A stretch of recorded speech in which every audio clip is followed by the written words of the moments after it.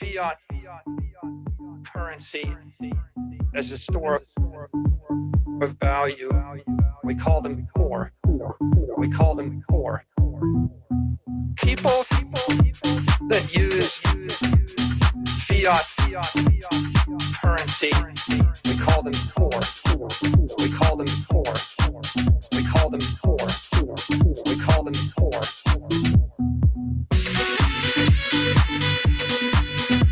There's a name for it. We call them poor. We call them poor. Okay? Right? Like, the point is, if you have the superior asset, it's going up forevermore. Forever. Right, but we can all... Woo! Here we go. Welcome back. 2026. True North, the investment grade Bitcoin podcast, episode 50. Let's get everybody up on stage. We are back. We are going to hit it hard. There's so much to talk about. All right. Is everybody refreshed from a little bit of time off? I can tell you I am. I'm ready to go. There's a lot to be excited about here, and I'm excited to talk about it. So welcome to, let me see if I can get my screen off. Maybe not. There we go. Okay. Welcome back, everybody. Here we go. We call them poor. Okay. True North, the investment grade Bitcoin podcast. This is a podcast about Bitcoin and how it's infiltrating the financial markets. We talk about all things Bitcoin. We talk about strategy. We talk about Bitcoin treasury companies. We talk about securitized finance. We talk about digital credit. We talk about digital capital, how it's all getting integrated into the market.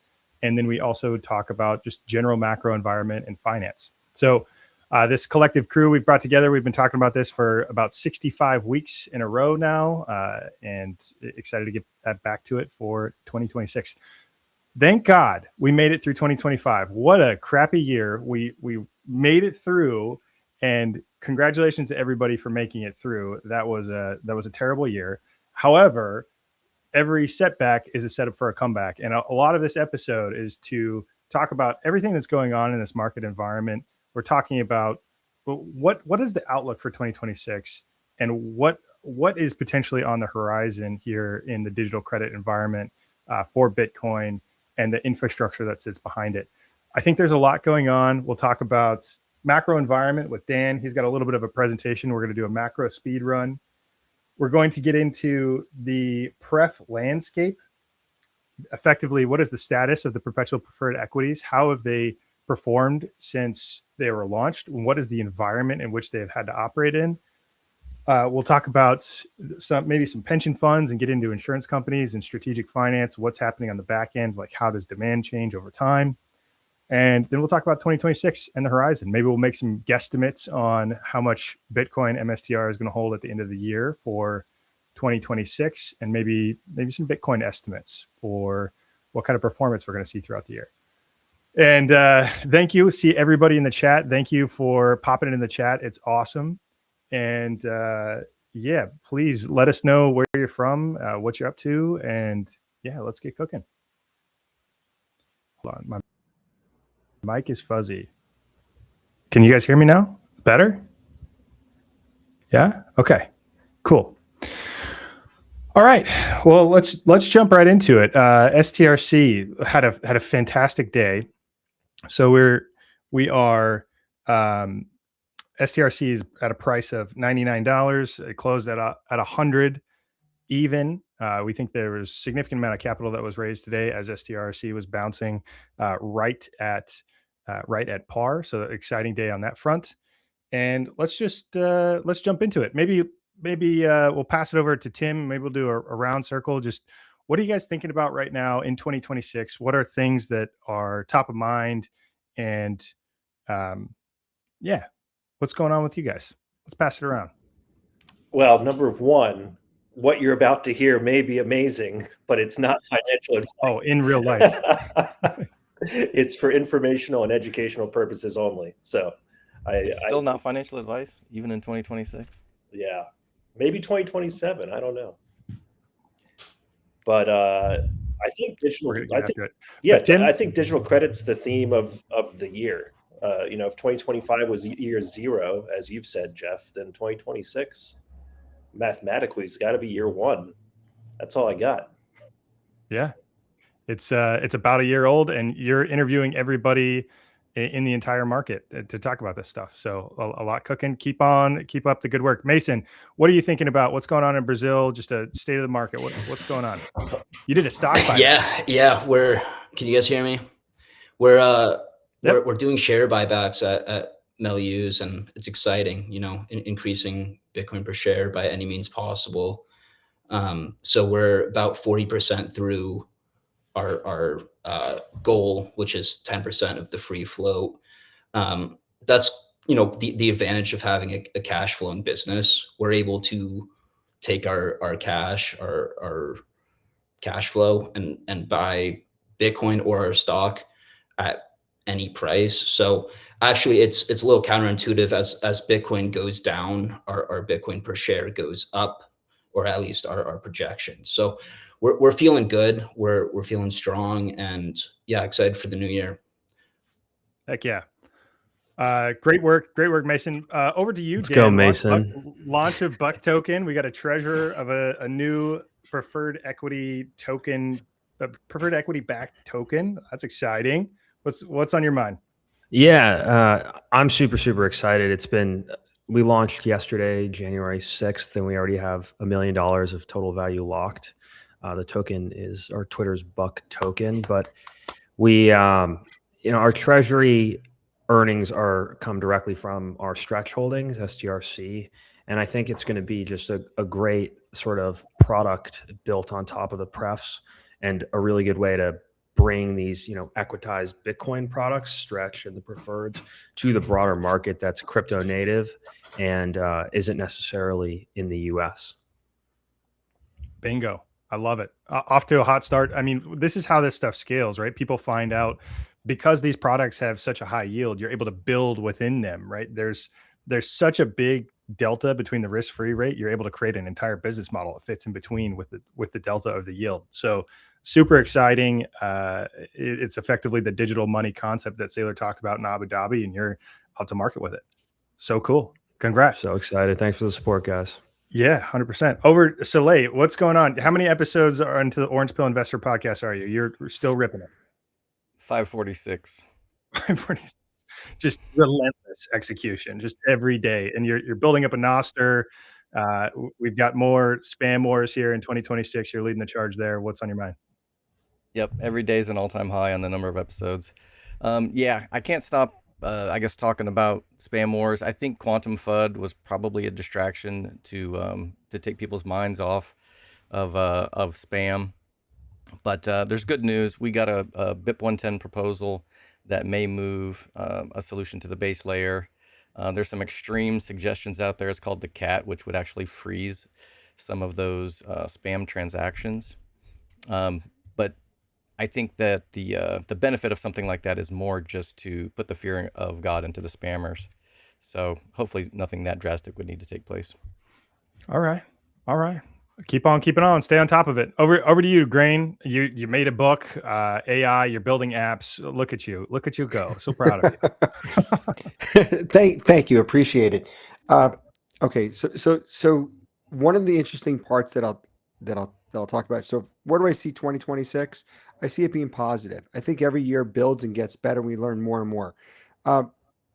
What I did recently, look, I wrote a book, and what I'll tell everybody, the book itself wasn't important. The important part was I completed a project. I said I wanted to write a book. I wrote the book. I published it. It's on Kindle. You could download it. Didn't sell a lot of copies. That wasn't the point. What I wanted to do is I wanted to compress that book, and I did a video in 8 minutes. You could run it in 2x speed, and you could be like, wow, okay, now it's 4 minutes. And I'm like, that's not good enough. So I compressed the book down to a post, and that's the post that went viral, and it's a little bit over 5 million impressions. So from that perspective, you would have asked me a week ago, do you think that I could write a post that can do 5 million impressions? Absolutely not. I'd say possible, but 5 million never. And so what I did is I kind of wrote a tweet that means you don't have to buy my book. And that's the point I want to get across. You just have to think about, exactly what Mason just said over there. was that they're buying back shares in order to increase the amount of Bitcoin per share. That's an important takeaway. And then I think what Dan is saying is incredibly important. What he did, congratulations, Dan. I'm proud of you. I mean, where we were literally a year and a half ago, I don't think anybody could have predicted this. And if I had a real Coke, I'd crack it open here. But Dan, congratulations. The concept that digital credit would be invented, it would go live, and then there's companies that are now building a token on top of that to give double the yield of U.S. Treasuries. I never thought that was not on my Awesome. bingo card. Yeah, no, it was on my bingo card. So what am I seeing? I think that everybody's going to continue building that's in here. Got Mason that's flying down to South America, right? I mean, Yeah.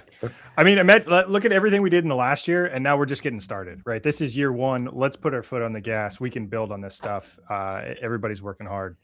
So good stuff. Mike, over to you, Adrian. Are we going to get some more lessons on quantum, or do we just dispel the FUD and you can be the teacher? Everybody can drop out of that class, and we can have some giggles here in 26 too. Yeah, no, I think 26 is poised to be a good year. The quantum FUD that was at the end of the year was a little bit strange, but it pops up every 3 months, and I do what I can to try to dispel any of the nonsense whenever I see it. But I've been watching Stretch pretty closely. I think that has potential to be something really, really successful. I think it already has been successful, and I think a lot of people have been kind of clamoring for it to fail, but it's been holding steady, and it's been holding the peg, and it's been attracting a lot of attention. So especially with the project that Dan's working on, and there's just a lot of stuff going on in the space right now that we couldn't have foreseen 6, 9, 12 months ago. So I'm pretty interested to see what happens in 2026. I'm not going to make any predictions other than I don't think that we're going to see a continuation of the cycle in previous years. I don't see like an 8% drawdown in our future, or another 40% from here, whatever it is. I don't see that. Yeah, I don't see that happening. Very curious to see what happens with AI. Very curious to see what happens with Bitcoin. Want to know if we're going to have any movement on the SBR finally, maybe, hopefully, potentially. But besides that, really curious to see what the year's going to bring. Awesome. And look forward to it. I know you've got some analysis. Maybe we can get into it later this stream. We were looking at ATM as a percent of total volume over 2025. I was doing some analysis earlier. It looked like Strategy traded about a $1.2 trillion worth of volume in 2025. That's about right. Yeah, I had a post about that, yeah. Which is just a staggering statistic, right? Just $1.2 trillion in volume throughout the entire year. So totally crazy. Let's start, as we have almost every single stream, walking through the statistics of the Strategy balance sheet, because they are the leaders here. They've got 673,000 Bitcoin. I'm going to share my screen, and then we'll jump into Dan. We'll do a macro speed run and talk about the landscape of the market before we get into other things. If that works for you guys. Also, apparently we've got some like choppiness in the audio, some lag on the stream. Yeah, people are saying it's only on YouTube. So if you can join on X, that might help. Join on X if you can. We've just got too much alpha, right? Too much alpha on here where it's making the audio choppy. That happens. Okay, let's get into it, because I think this is a fantastic story. One thing I've reflected a lot about here in the last, couple of weeks is just thinking about what's happened over the last year. And how has the Strategy balance sheet changed, and in what perspective am I looking at? Am I looking at a fiat perspective? Am I looking at a Bitcoin perspective? Is the story better than it was a year ago? How do I feel about the balance sheet? Is it healthy? What's the market look like? And so I'm going to run through this here. So, and maybe I'll hide this for a moment. So as of today, January 7th, 2026, Strategy holds 673,000 Bitcoin on the balance sheet. Bitcoin price as of when I did this, about 91,000. So the assets held on the balance sheet is about 61.5 billion. The Strategy price is $162 per share.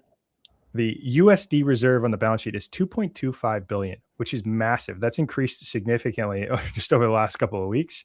They've effectively got enough cash dividends to pay 2.5 years worth of dividends, which is just an insane statistic. Then we look at the debt on the balance sheet. So the debt is about 8.2 billion compared to where it was last year. It's up about, what is that? About $900 million. Preferred stock issued 7.9 billion. So if you look at the net capital, the assets less just the debt on the balance sheet, you're looking at, actually, hold on, that number is wrong. So that plus that, minus that. The net capital on the balance sheet is $55.6 billion. You take 61 billion plus 2.2 billion of USD. If you just subtract all of the assets less the debt, you'd have $55.6 billion. This is up 63% year over year. The Bitcoin held is up 51% year over year. Bitcoin is down, what was it, 5% year over year. So a massive change there. Annual preferred dividend payment, $831. Net capital years of dividends. So if you're just to take that $55.6 million figure and divide the $831 million of annual pref dividend payment, that's 800. They can pay the dividend for 72 years. Crazy statistic. There's not another balance sheet on the planet that has enough capital to pay their debt obligations for 72 years. That is an insane statistic. We're talking about the year 2100 ish. If I'm around, that would be awesome. It's so far from now. It's hard to fathom. Then you look at the debt ratio. So effectively the leverage ratio. And the leverage ratio has gone from 18.2% down to 9.7%. So the leverage ratio is actually down 47% year over year. So you're telling me they increased the Bitcoin held by 51% and the leverage is down by 47%? That's a healthy balance sheet. That looks incredibly healthy if you denominate your view of this world in Bitcoin. You look at the coverage multiple. Well, the coverage multiple is down 31%. You've gone from 5.5 down to 3.8. But why? What's going on there? Well, they've issued the perpetual preferred equity. The perpetual preferred equity is so unique because that capital investment comes into the door and they have a dividend obligation, but they never have to pay that capital back. There's no maturity. So that's permanent capital held on the balance sheet to pay that interest obligation. So that's why the amplification figure is different from the leverage figure. The leverage takes into consideration debt that has a maturity that they have to pay back. So when you look at the balance sheet, you're like, okay, the Bitcoin held's up 51%. The amplification's actually up 40%, and they've reduced the cliff maturity on the balance sheet. That's a great story. That's a healthy balance sheet. And the Bitcoin price for the assets to be worth less than the debt, that's gone from $16.9 thousand down to $11,800. So it's got to go down, which is a 30% decrease year over year. So the percent drawdown needed for the assets to be worth less than the debt on the balance sheet would be an 87% drawdown. I like the story. It looks really good. So let's Jeff, take a peek. Before you change, I want to go to your particular row and column row here. So it's row 30. Yep. And what you're talking about is this is the leverage ratio. So it's below 10% now. This is where we've talked about this on many episodes before. If you go to buy a house today, you put down 20% and you're levered 5-1. And everybody's like, yeah, so strategy, their leverage is 10. No. They have it's the flip side of this. I have yet to figure out an easy way. I've tried explaining this multiple times, but this ratio is the exact opposite of what everybody thinks. So what they're saying is that they have 90% of all their assets. There's only 9.7% that is the actual debt, which is the exact opposite of way leverage is typically discussed. And that's why this doesn't make sense to most people, because they're like, oh yeah, it's pretty close to like putting 20% down on a house. Now, this would be the equivalent. If you went to go buy $1 million house, your down payment would be $900,000. I mean, Exactly. If you're buying a $500,000 house, right? A $500,000 house, you would put down $450,000 as your down payment. And only 50 grand of that would be your debt. Nobody does that. Nobody does that. That's the Yeah. strength of the balance sheet, right? And then like That's the strength of the balance. And it kills me that I can't figure out an easy way to get that across because your metrics are correct. Yeah.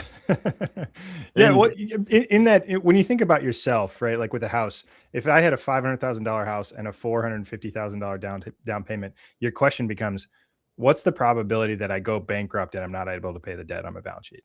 It's like, I'm going to figure out how to pay this interest payment, right? Like I'm going to be able to figure out. It's not hard, right? You figure it out. And when it comes to like this idea of fractional reserve banking, right? Like this idea, that Hal Finney quote talking about Bitcoin as being a settlement layer for banks, which issue their own like paper currency backed by Bitcoin with different amounts of reserve ratios. Like in 1929, during the Great Depression, we were still on a gold standard, but the US dollar was only backed 40% by gold reserves. So in what we consider a gold standard era, there was still more outstanding US dollar fiat liabilities than there were reserve assets backing those liabilities. And this is the exact opposite, right? There's 20% outstanding liabilities or perpetual preferred products or some form of outstanding, yield bearing instrument relative to the 100% or 20% relative to the entirety of their collateral asset, which is no longer gold like it was in 1929, but Bitcoin in this case. So like, I think you would be wary if their outstanding liabilities exceeded their total reserves, but that's normal for a bank. So we're just playing in a completely different playing field. And like my thinking is, I think someday, maybe 10 years from now, there could be a world in which Strategy's preferred equity outstanding actually matches their total Bitcoin assets or some hybrid 100%, fractional 100% reserve amplification. banking. Yeah. Like some sort of hybrid fractional reserve banking situation going on, especially if they're lending their Bitcoin or getting some sort of payment on their Bitcoin from JP Morgan or something. I don't know exactly how that works, but I think we're going to see over time higher and higher amplification ratios as the volatility comes down on Bitcoin and as more and more institutions start issuing products that are built on top of this reserve asset, Bitcoin. Completely nailed it. As the volatility reduces and the balance sheet grows, that amplification ratio can increase because what you're effectively doing is underwriting Bitcoin. You're underwriting your ability to pay the dividends into perpetuity. And you know what? I wanted to I did a little bit of analysis on this, and maybe it'll make sense at some point to go back through this kind of calculation that I did on like what if you just had this model and you just sold the dividends in order to pay the dividend payments and you didn't even have access to an ATM. The model still works. Like the model is still very interesting if you just did this without access to an ATM to potentially pay dividends or other capital markets activities or cash flow from your operating business. So one thing that I wanted to put this into perspective, which is it's just so fascinating, right? Like just a little bit ago, I talked about how Strategy traded about $1.2 trillion in 2025, which is just massive amount of volume. And the question that keeps coming to my mind is like, why is this stock so liquid? What, right? Like it has been a top 20 publicly traded equity by volume since October of 2024. Okay. It's the 215th largest publicly traded equity in the market. Yet today it was the 15th largest by volume. What's going on there? Like I've been trying to wrap my head around it. I think it's primarily because it's backed by Bitcoin, which is just this hyper liquid asset. And you've got this huge derivatives market that's built behind it. And you've got people that are hedging the Bitcoin market in the MSTR derivatives market. You've got all of these different components that are brought in here. And Adrian, I know you've got some multivariate correlation statistic analysis on this, and maybe we'll hop into that. But one thing I wanted to point out. So what I've done here is I pulled all of Strategy's perpetual preferred equities. I pulled their notional amounts, the shares outstanding, and the annual dividend amounts. So the current annual dividend is $796 million for the 5 perpetual preferred equities that are outstanding. Today's trading volume was $4.5 billion. Today, $4.5 billion of Strategy stock traded hands today. That's 17% of the volume today. Okay, so now what's the quarterly dividend? The quarterly dividend is $199 million. That's 4% of today's volume. What's the monthly dividend? Okay, the monthly dividend is $66 million. That's about 1.4% of today's volume. If you were to break it down by trading day, so divided by 250, I think that's right, but divided by 250 trading days in the year, that's $3.1 million of capital that they would need to raise per day if the volume were to stay around the same, about $4.5 billion. So it's 0.07% of the daily trading volume. Okay, so like it's hard to wrap your head around that. So I came up with an analogy. Imagine you go to a college football game and there are 10,000 people there, and you need to convince 7 of those 10,000 people to drink a beer. How many people would you have to walk by in order to get 7 beers drank? You probably do it in a row. You go down one row, you'd be able to convince 7 people to drink a beer. Like that's how little this is. Like 7 out of 10,000. You could get it done with one guy. You probably could. You probably could. It's probably Dan, to be honest. You can put him down. So just the relativity there is just so, it's just so small. Like, and you think of the yearly traded volume, like 1.25 trillion. You got 796 million part of 1.25 trillion. Yeah, they're probably going to figure it out. They're gonna be able to find a way to pay this. And even if they had to sell the Bitcoin, like that still works. Bitcoin trades $60 billion a day. It's the most liquid asset on the planet. It's crazy. Adrian, I'm going to kick it over to you because I know you feel strongly about this and you think about liquidity. You've been doing analysis on this. Like, what are you thinking about? So where should I start? I don't want to speak about this in a way that's going to lose people. So let's try to use the simple analogies that you've been using. One of the things that has been a persistent kind of talking point has been the ATM is driving price, right? They issue shares and it's driving the price down. So what I did is I've been doing this for about a year and a half now, and the analysis has kind of been built out. What I've been doing is I've been watching the ATM issuance. I've been trying to model it statistically to figure out, can I see a clear correlation between share issuance and price activity, right? Very, very simply. And to do that, the first thing I did was I just took share issuance, kind of like what you did as percentage of volume, and I wasn't seeing anything. On any given issuance, there's something between like 1 to 4% of the overall trading volume. And on the high times, so like in October and November of 2024, they went up to like 7% at certain times. But the thing that people don't understand is that the ATM is a function of volume. It is something that's market driven. It is not as if they're just going to be issuing shares when there's no demand for it, right? So it's a function of demand. So then I had to think through, well, what is actually driving price action? And to do that, I started modeling Bitcoin. I started modeling in options activity. Then I started modeling in what I like to call sector rotation. So all of the different Bitcoin miners. And then I started modeling in the ETF impact and the impact of other Bitcoin treasury companies. And long story short, there's a way that you can attribute a percentage of trading volume and activity if you have the appropriate data set and the appropriate sized data sets and over the appropriate timeframes. So essentially what I've found is that over the last year, probably more accurately over the last 14 months, the options market has actually been driving price activity just as much as Bitcoin, if not more than Bitcoin at certain times. And when I say certain times, I don't mean like a week or two, I mean for like months. So to feed into what you've been saying, why is this equity so liquid? Why is there so much trading volume? It's because people are using strategy as a way to place various bets on Bitcoin. It's become a proxy for Bitcoin, not just in like a beta play, but it's also a proxy for Bitcoin in the sense of how people are playing Bitcoin in the market. The reason why we didn't have like an alt cycle this last year is because a lot of it was sucked up by the Bitcoin treasury companies. And also a lot of that interest was sucked up by the strategy options market and the overall interest in strategy. So what we've been seeing is people that are playing strategy, and there's a strong correlation between the options market activity and the price activity we've been seeing in strategy.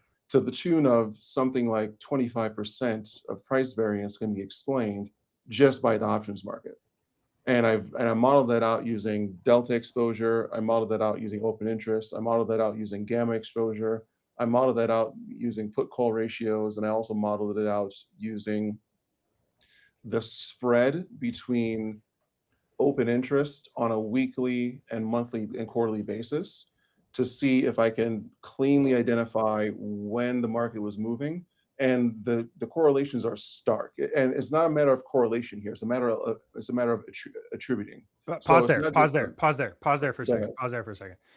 What Adrian's saying, if I were to summarize this up, is that the option market open interest had a higher correlation to the change in strategy price than ATM issuance, to the tune of option open interest was around 25% correlation, and something like the ATM issuance was like 0.15% correlation.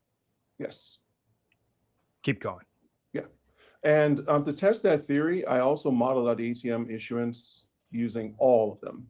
So I went to the 8K filings and I manually tabulated all the different ATM issuances. So that's in 2025, that's in 2024 to 2023, and a little bit of issuance they did in 2022. And I modeled it all the way back to the BSE era. So the Bitcoin Standard era, what was that?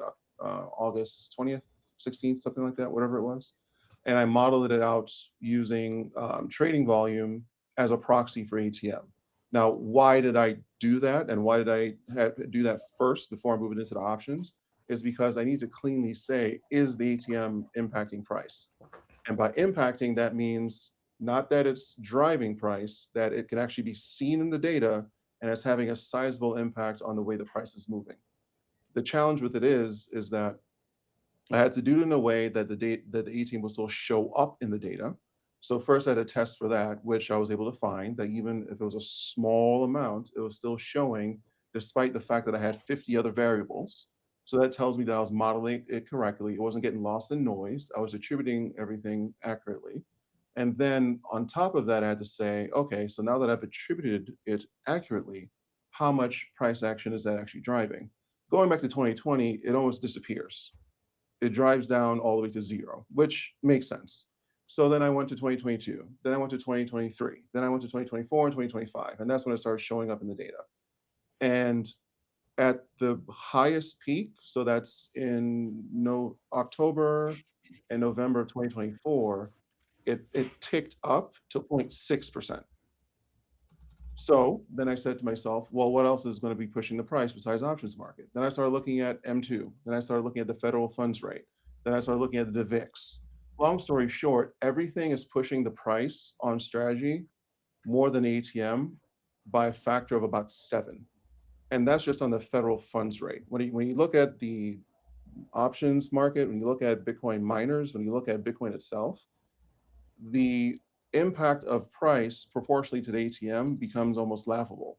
It completely disappears when I start to put it on a proportional scale. So is that me saying that at no point in time can ATM ever impact price? No. What I am saying is that for this particular equity, it is too multivariate and the market is too big for ATM to be driving price in any appreciable way. And I then, to make the matters even more interesting, I said, well, how far can I push ATM in the modeling until it starts actually having an appreciable impact on price? I got it all the way up to 20%. Get the ATM up to 20% and still like theoretically not making it. Yeah. Using the existing history of the volume, I said, let me crank up the ATM to say, what if they were doing 20% in perpetuity? 20% in perpetuity got it up to 2%. Yeah. So what we're seeing right now is unprecedented. We have an equity that has essentially become a betting ground for Bitcoin. Yeah, right. And I think that's one of the most fascinating things here, right? Strategy's gotten absolutely hammered in 2025. They've issued more shares, but the balance sheet is stronger. And then you could think through. You look at the size of the option market, and the option market for MSTR is bigger than the option market for IBIT. And that's an interesting perspective. So you want leverage on leverage, and the market is using MSTR to hedge. Now, what that shows you is when this does turn around, it's probably going to be explosive because it's going to flip and go the other way. They have to hedge the other direction, right? So it just like we've seen in the past, when Bitcoin moves very quickly in a period of 10 to 20 days, MSTR is probably going to move quickly times 2. Well, the other aspect of that I'll too take is the other that- side of that bet. Yeah. Okay. Well, so You yeah, think it's going to but move slower? No, I What- just mean like I think MSTR is going to outperform Bitcoin over the long run. I think the days of 2x MNAV, 3x MNAV, all things being equal right now, are over. Also, I don't think it's intellectually honest to say that the price of stretch can be capped at 100 with the ATM and then turn around and say the ATM has no effect on the MSTR price. Well, you're comparing two completely different things. The stretch doesn't have the level of Need more whiskey interest for and this conversation. well, the stretch doesn't have the level of interest, and stretch doesn't have the level of variables impacting the price. If all things being equal, you would be saying that you have stretch, you have the stretch options market, which is like almost non-existent, and then you have the issuance of shares. On the flip side, with MSTR, you have the options market, you have the issuance of shares, you have the correlation to Bitcoin, you have the impact that's coming from all of the Bitcoin miners, you have the impact that's coming from sector rotation, you have the impact that's coming from all of the other Bitcoin treasury companies. You also have the fact that there's all kinds of leverage plays on top of MSTR. Then you have the fact that there's options plays on top of it that are income generating. There are too many factors for one thing to be driving the price. So it's not a matter of intellectual honesty, it's a matter of scale and impact. And the fact of the matter is, if they were to issue equity on stretch, could they drive the price down? Yes, but that's specifically why I said, in the case of this equity, because of all of the multivariate factors that come into play, you cannot say that any one thing has been driving price. It's a matter of attribution, it's a matter of impact. So until someone actually sits down and does what I did, So I go ahead. think that there's a lot missing. I like Dan's point. I mean, it does make sense. It's like, okay, it's hard to say that the ATM is invisible over here, but it's not over here.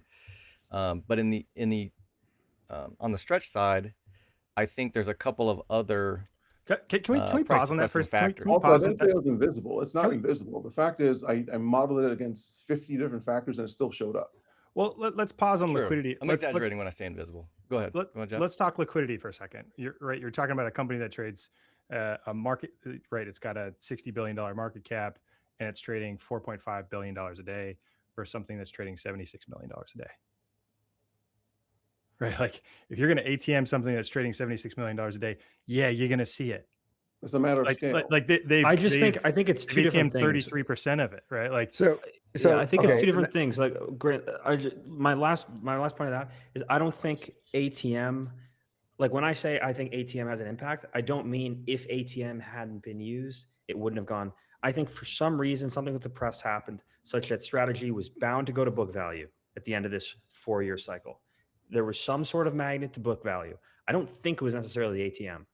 I'm not saying the recent price movement was a result of the ATM even, but I am saying that we got to call a spade a spade. If you believe ATM or share issuance is in fact a price suppressor, then you could say on MSTR, while it may not be the only price suppressor or may not even be the driving price suppressor over the past 40 months, you can't say it's not a fundamental price suppressor when it is used in that way on other equities. You absolutely can, though. That's what I'm trying to say to you. It's a matter of you cannot simply say that one factor is driving price. You Adrian, have to that's not what I'm saying. all factors. Right? I'm saying it can. It is a price suppressing mechanism.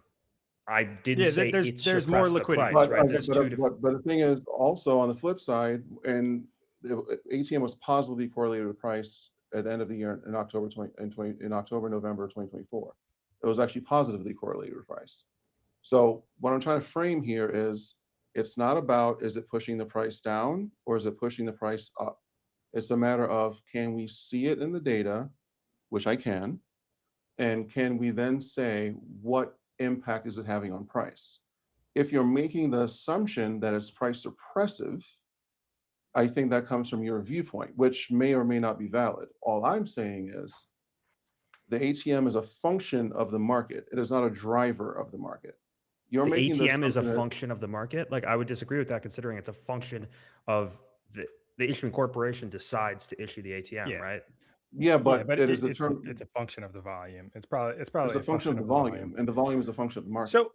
So Yeah, I've but got let me go ahead, chime in here Dre. for a second. And I'm going to switch to a different topic, and we have good news about this, and I think this will bring this to light. Look, a year ago, 14 months, I'll say December of 2024, we were all hoping a couple things would happen. We were hoping triple Q inclusion, and we were hoping S&P 500 inclusion. Okay. And we all believe that if you get included into an index, there'll be passive buying, the stock price goes up. All agree to that, right? Now we apply the symmetry test. You can use the symmetry test for everything. If you get removed from an index, if you believe it goes up if you get into it, exclusion on the way out, your stock price goes down. So then we had FUD about MSCI saying, oh, they're going to get removed from it. The stock sells off because there's front end loading to say, oh God, if they're going to remove out, let's sell it before it drops. That's exactly what we saw. That's a symmetry test. Assuming that if something leads to something, it goes up. If the opposite of that happens, then it would go down. That's what Dan is saying. Whatever the data says, we could see that in the real world, that's what happened. And what did we get yesterday? MSCI said today, we're not taking them out. And then what happens yesterday? It's the stock price shoots up. And so that confirms the symmetry test. So whatever you want to say about the data, the reality is the stock price mirrored exactly what happened there. That doesn't make any sense. It makes complete sense. And Adrian, I'm going to say this because I said this one time before and we can move on. What's different about a stock than with Bitcoin, this is a very, very important part about this. And I've said this before. With a stock, there's one QSIP. You cannot tell the age of the share that's being traded for daily volume. Whereas with Bitcoin, you hear it all the time. Oh, some OG moved to Bitcoin that never moved from 2011. Oh my God, he's dumping because for whatever he knows something and he's selling it, even though the Bitcoin just moved, not sold. So with Bitcoin, you know the age of the coin that actually moves. And then the specific metric for a long-term holder on Bitcoin is 155 days. If you hold a Bitcoin for more than 155 days, you're considered a long-term holder. Now, if you live in America and you pay taxes, you're a long-term holder if it goes over 365 days. But people are like, well, we don't give a crap about taxes. But with a QSIP, with a stock, you do not know the age in a given volume if it's a net new stock that's being issued through ATM or if it's old stocks that are being traded. Do you agree that that is You're true? two different things. Then we'll just agree to disagree and move on. Look, I think everybody's partly right here. I mean, if there's more shares trading hands, like there's a larger pool of liquidity. I think there is a impact on the stock price, but it is likely a very, very small impact on the stock price. There are other things. The point here, right? It all comes back to volume. Like, why are people holding this stock? Like, why is it trading $4.5 billion a day? Right. So Dan, to your point a little bit, like STRC, why do people hold STRC? They hold it for the interest rate. Like the reason it trades the way it trades is because of the interest rate. Like if it goes too high and people don't like the risk, they sell it because of the interest rate. Now, why do people buy MSTR? It is the accrual of all of the excess volatility of all the preferred equity instruments that they've issued. So as they are issuing more of these preferred equities, it's accruing like excess volatility. It's like that's this amplified component, right? It's like getting more and more amplified. It's accruing all this excess volatility. So it would make sense that it is the volatility dampener, because if you need a pool of vol, like where do you go? You go to the place with all the vol. It's got all Totally of it. agree. Yeah. It's got all the vol, and all of the excess vol is shoving over there. So I think everybody's right to some regard, right? Like you add 1% more shares, like the pool is bigger. But Do we all get a trophy? Yeah, I think everybody gets gold star, right? We'll make it a Alright. True North gold star. But Well, the like, thing with it is that the reason why I want to be very specific with what I'm saying. It's impacting the price and driving the price are not the same thing. oh yeah, So we I agree. think we need to differentiate that, right? Yeah. Then there's also the fact of that if I was doing this modeling and I wasn't seeing the ATM and the data at all, that tells me I'm doing something wrong. So the fact that it's still showing up after all these other factors are accounted for tells me that the model is correct. And I've spot checked this with so many different people at this point, it's kind of ridiculous. I'm saying that to say this. It is too simplistic to then say, because you're simply issuing more shares, that's having a suppressive issue on impact on price because of all the other factors that are taking place. Yeah. Right. Yeah. So Yeah, when it comes to Adrian. what's pushing the price, I think people are blaming the road for the direction of the traffic. What's been pushing price down is the fact that the market is telling us very clearly they do not believe in this model, whether we believe in it or not. I think that's a good point. Go ahead, Mason.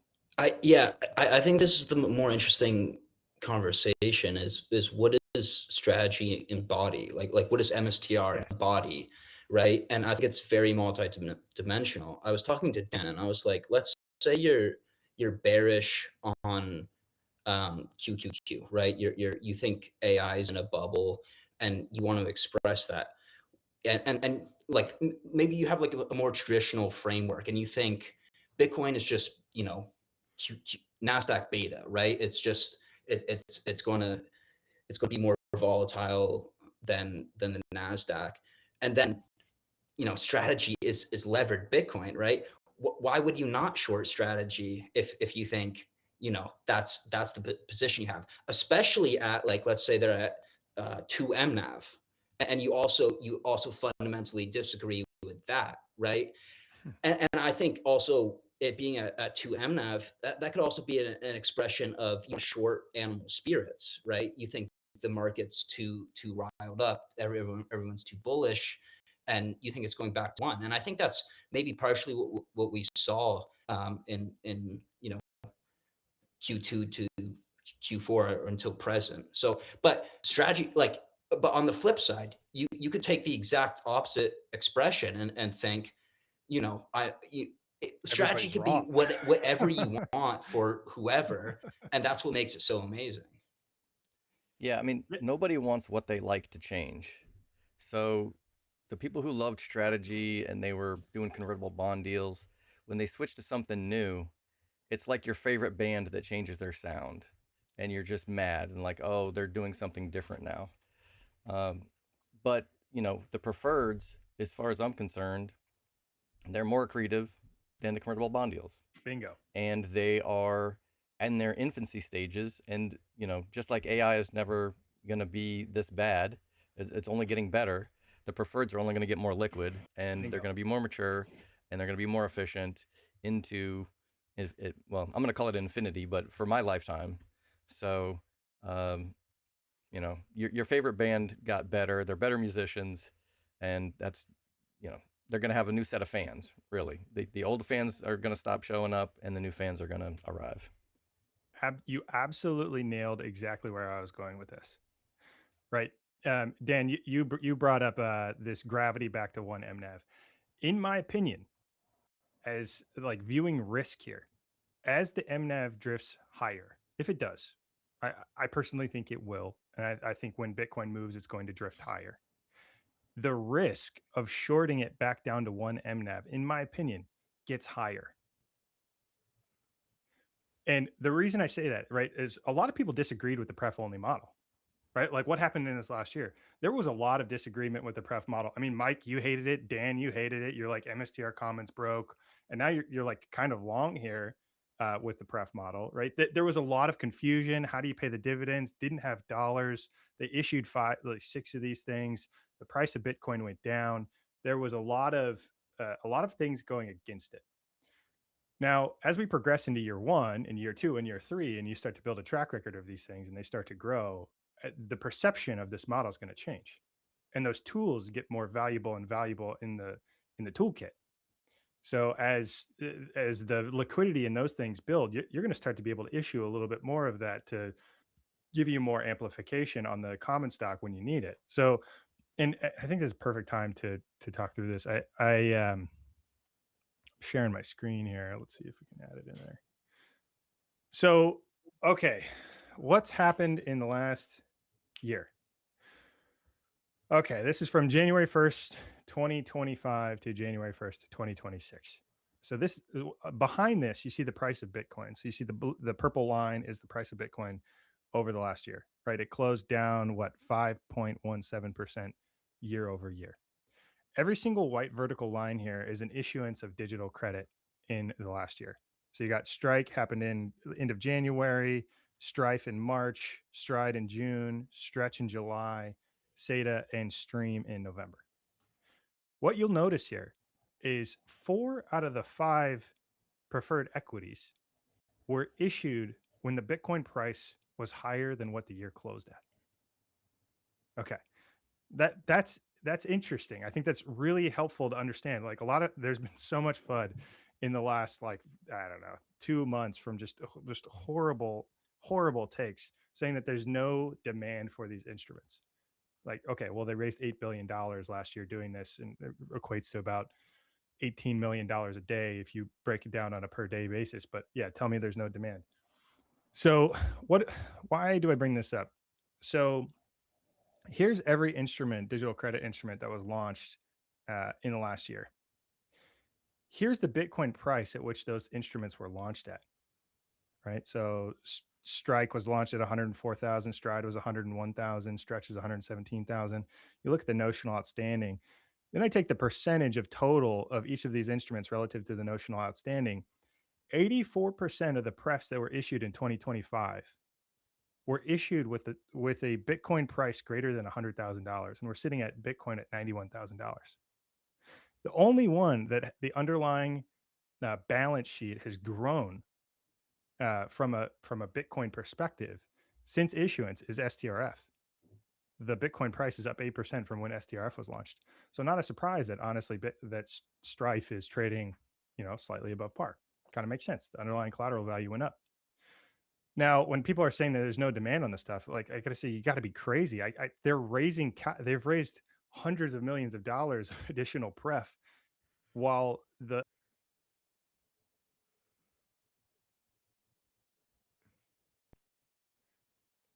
what happened, right? The underlying value of the collateral held on the balance sheet or the capital held on the balance sheet is going to be improving drastically, which de-risks all of these instruments and makes the relative risk profile look better and better and better, which should boost liquidity, makes the common stock look significantly better. As they get more of this instrument in, they're adding more Bitcoin capital to the underlying balance sheet, amplification rises.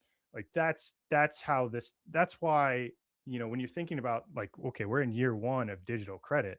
Last year was year 0. It was born last year. We're at the beginning. We're at the beginning here from when all of these things were issued, and all technically from the Bitcoin price perspective, all of them are technically underwater from when they were IPO'd. So I'm not surprised. $8 billion when Bitcoin was uncooperative. Yes. They raised $8 billion of this stuff when Bitcoin was uncooperative. I think that was a great way to say it. Absolutely. So, when you look at this, the fact that Stretch is trading at $100, they increased the interest rate from 9 to 11, but Stretch is trading at $100, and today it traded, I don't know, $76 million. If they took 33% of the volume, which is what they took back in November when Stretch hit par, you're talking about them raising $25 million in a day.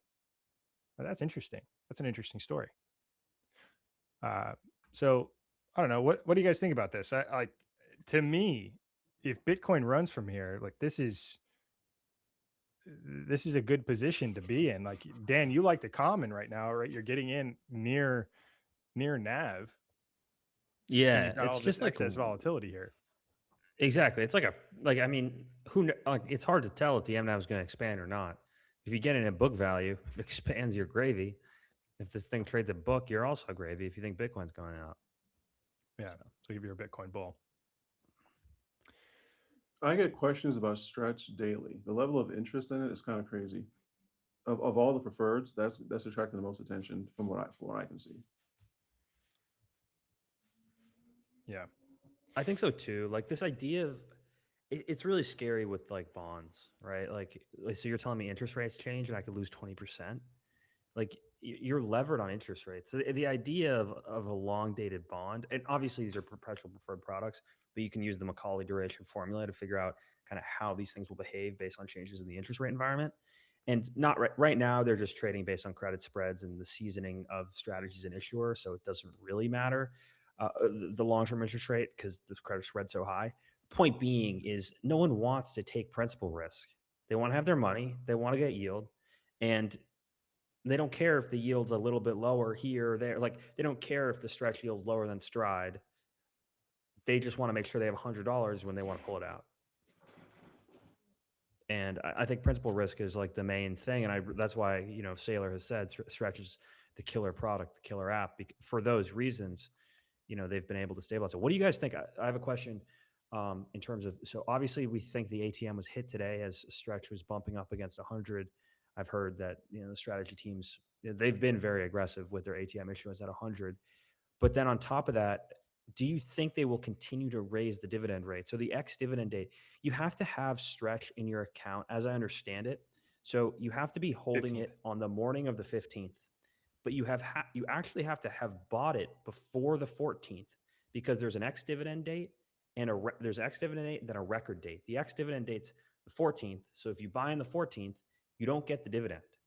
You have to buy before the 14th to qualify for your dividend. You have to be holding before the ex-dividend date, and then market has to open, and you have to be holding it on the record date. That's the ex-dividend date is a broker rule. The record date is a strategy rule. So I think the key is the 13th falls on, I think, Monday, correct? Right? So yeah, I think Friday's it's the I think 9th. Tuesday. Tuesday. So I think a lot of this, we're seeing this on a monthly basis. Monday. As that Tuesday. dividend date approaches, the market starts to pile in and be like, let me clip this coupon. Then we see the price retrace on the ex-dividend date as people sell because they've qualified for the dividend. And so I think over time, this will become a more mature market, and we're going to see the ex-dividend date fall by the same percentage as the payout. And it's starting to trade like a real kind of fixed income market. I think it's going to be pretty interesting moving forward, see how that trades. You hit the nail on the head, because if you only had to hold it for 3 days and you get the dividend and you feel like you have the opportunity to go earn, more money elsewhere, you're holding it up until that point in time. And I think one thing that's interesting, if you think about this as a short duration instrument, if you're,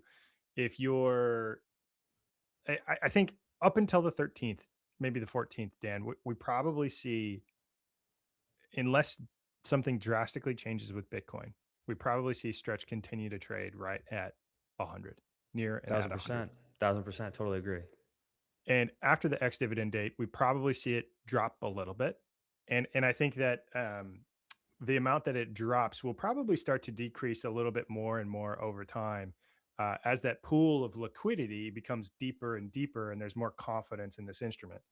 And one thing I wanted to bring up and share with some people, just because this is like understanding how this was issued, I think is an important like if you care about this and you think there's no demand, understanding how this was issued is really important.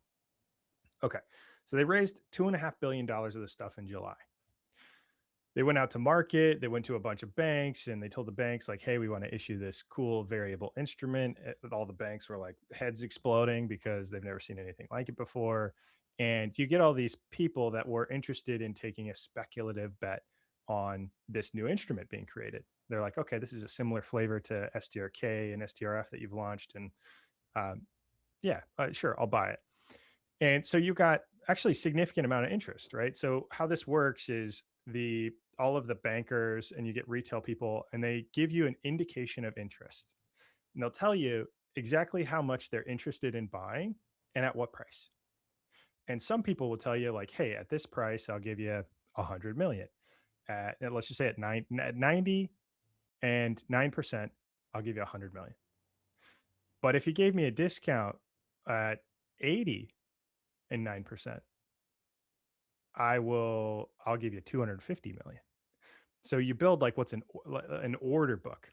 And so what they ended up landing on was, I think it was $9 per share on par, priced at a discount of $90. So everybody, that $2.5 billion of interest, when they first bought this, they bought in at $90. So as it began to trade up to 100, not only do they get paid the yield, they also get the option of principal appreciation. So it's got the potential to go up 11%, and it's paying you 9%. So you get a double whammy, you win twice. Now, the reason I bring that up is because in the IPO, just like any other IPO, there are people that don't give a shit about the yield or anything else.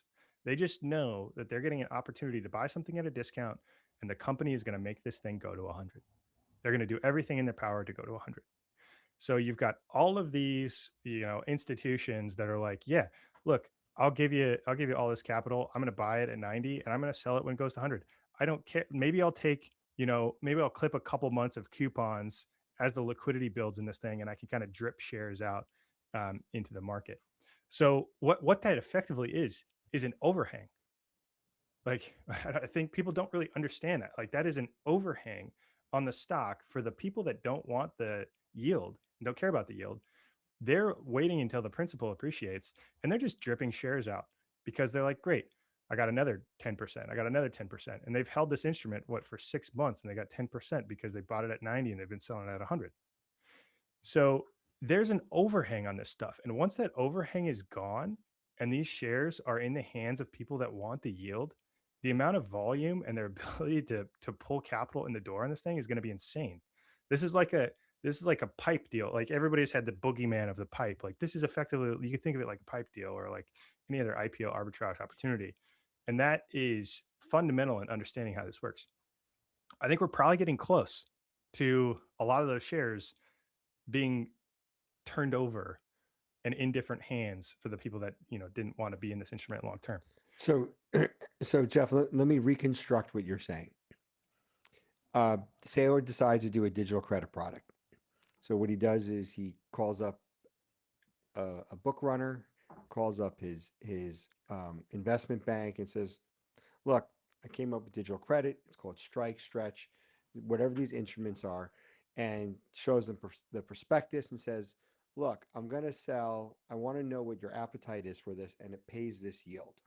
And they read it, they agree to it, and they say, "Fine." So what they do is, because it's not available, and the brokerage houses can come to you and say, "Hey, do you want to buy this?" And so you sign up on your brokerage house. "Yes, I want to buy this on the first day." And they gauge that amount of interest. So let's say they want to raise $1 billion, but they find out that there's only going to be $200 million worth of retail coming in and buying it. So what the institutions do is they buy the full $2 billion, right? Saylor will say sometimes there's a green shoe and it's oversubscribed. We've been talking about this for years. The green shoes are not new. Same thing with an MSTR ATM. He'll do that. So the brokerage, what happens is the investment bank and the book runner gives Saylor $1 billion. Saylor goes and buys $1 billion worth of Bitcoin, and he announces the orange dot, right? And you're like, okay. Now they gave him $1 billion, and what do? They're sitting on $1 billion worth of these shares. Now they have $200 million for people that want IPOs. They give it to the $200 million. Now there's $800 million left over. The casual observer on X, you know where I'm going is, oh, then they just dump the other $800 million in a market order when the market opens and crash the price and short it. That is exactly what has not happened. What Jeff is saying here, Jeff, if I understand what you're saying and reconstructing it, they then drip those shares out to the market over the course of days, weeks, and months to keep the price relatively stable, because they don't want to lose the money that they gave to Saylor to go buy the magical Bitcoins. Bingo. Are we all in agreement that that's the way an ATM and this works? Absolutely. And what an awesome deal for the bankers, right? Like, or the people that purchased in the IPO, right? You think about it. Let me give the good news. Why would a banker do this? The banker gets paid. The banker gets paid a fee. So and you look, and every time they do this, it lists the line item. This is the fee. The banker gets a fee. What the banker also has, and this is not nefarious, is nobody knows how much of the shares the banker has. Nobody, the banker knows, but we don't know. And we don't know how many people bought the IPO. Now, let's assume that the IPO was oversubscribed. So there's $1.2 billion worth of retail, and the bank gave Saylor $1 billion. You're like, oh, what happens in that case, Grain? Oh, well, that's really easy. What does the bank do? Not only do they keep their fee, they slowly issue out those shares in the market to capture the spread. They're like, oh, that's manipulated. No, that's the way you would do it. I just said if you had all of this, would you dump the shares on day one at the open with a market order? No. Never. You distribute No. it out slowly. I don't know why people miss this. We've been talking about this for a year and a half. The coolest part for the people that were holding it, or like that invested in the IPO, is like even if you didn't care about it, right? You look at a company like Strategy, you're like, they're at least going to pay the dividend for a year. So you're like, I've got a year to drip this out. If I think the company's going to actively manage it to 100, I'm like, cool, I can make 11% watching it go from 90 to 100, and I get paid while I'm holding it. I get paid every month while I'm holding it. Like it's just a fantastic deal. So anyway, I think we're close. We're probably pretty close to getting rid of the overhang that's on top of that. And then you'll probably start to see people that are holding these instruments a little bit more long term, whether that be, pension funds, insurance companies, etc. Yeah. So I'm going to add an extra word in here. One of the words that you'll see come up sometimes is equilibrium. What happens is, or stabilize over time. So as the shares get into the market, as the market becomes more comfortable with it, they're like, oh, it's stabilized, or now it's in equilibrium. And that's what you're seeing in Stretch. The range for that is going to be somewhere between 98 and $100, but the goal is to keep it between 99 and 100. Maybe they could peg the vol less. I think Saylor said in the last call, it's at 5, he can get it to 3%, and the goal is to get to 1%.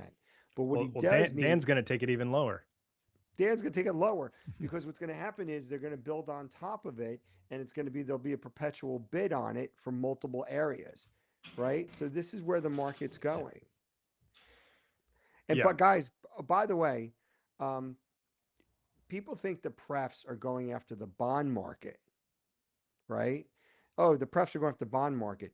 Stretch is going after the money market funds, right? And Saylor has talked about this in Miami specifically, and multiple places, most recently in Miami. But the money market funds is $7 trillion. And think about that. Well, if it's liquid, right, then think about this. If your money market fund pays, I don't know, what does a money market fund pay? 1%, right? And if you're a brokerage house, you're like, we'll give people 6%. We'll keep 5% for ourselves. The bank or the brokerage house would make a 5% spread. And I know this because I posted this back in Miami, and I tagged Saylor in it. I'm like, did I get it right? And he's like, yep. So that's exactly what we're trying to do here.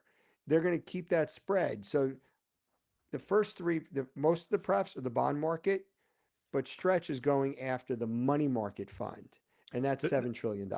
The craziest part is it's both, right? Like imagine your bond portfolio with liquid bonds that are beating everything else. Like that's the craziest part. It's both. It beats everything. It beats every bond out there from every facet. Like, it's less risky, it's less volatile, it's more liquid, like every single facet out there. And maybe we'll get into the bad bond of the week, but I want to wrap this up with two things. First, I think probably one of the biggest problems with TradFi or investment banks looking at it is, the first thing is that they don't understand it. And the second thing is, it's too good to be true. They're just like, no, it's too good to be true. It's going to implode. It's too good to be true. That's the reason why Saylor invented the green dots and acquired cash. Because somebody's like, can you ensure that this is going to get paid? And we're like, yeah, what's the current metrics on that? We can pull it up. Yeah, it's 2.5 years. They've got 2.5 years. It's like 34 months or something on what do you call it? On the cash balance. And what is it? 70 something years on the Bitcoin to pay the it's insane. It's like crazy overcapitalized. right. And I want to call one last thing we can move on. All right, You know, you've had like 5 it- last things, Green. Come on. but no, I'm known for that. I'm really known for that. Look, Matt Cole said something, and you said this about goodwill. If software is made free by AI, Matt Cole said this, then the goodwill for software pretty much goes to zero. Zero. Okay. He said that. And I wrote that is awesome and horrifying at the same time. So what, I mean, think about this. So what you're going to talk about the bad bonds that are doing, the transparency on strategy, the dashboard showing you in real time what it is. But if other companies had to show real time value of their software and specifically relative to AI coming in, oh my God, if I was a CEO, I'd be like of a software company right now, I would have a crisis meeting right now and say, how are we going to make sure that some other company using AI doesn't offer the same functionality for 1/100th of the price? Yeah. I would be scared about that. Yeah. Go ahead, Mason. You were going to jump in. Yeah, no. I mean, I think what we're going to see over the next few years is, or maybe next decade, is massive disruption. And I think what Bitcoin and digital credit are it's kind of safe harbor for both parts of a traditional portfolio, right? If you're looking 60/40, yeah, like digital credit is obviously better than any single bond out there, any single money market.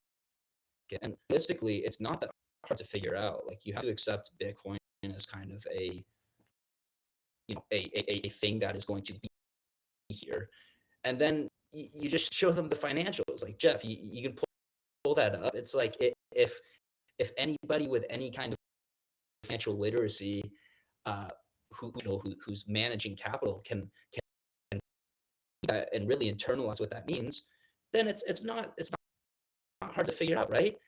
So I think digital credit will be safe harbor for the bonds which are going to increasingly be disrupted. And then it's the same thing for the equity side, right? Like, if I think a pretty popular trade right now is going short software as a service, long hardware, right? I think ultimately everything gets disrupted, and that's why you have Bitcoin.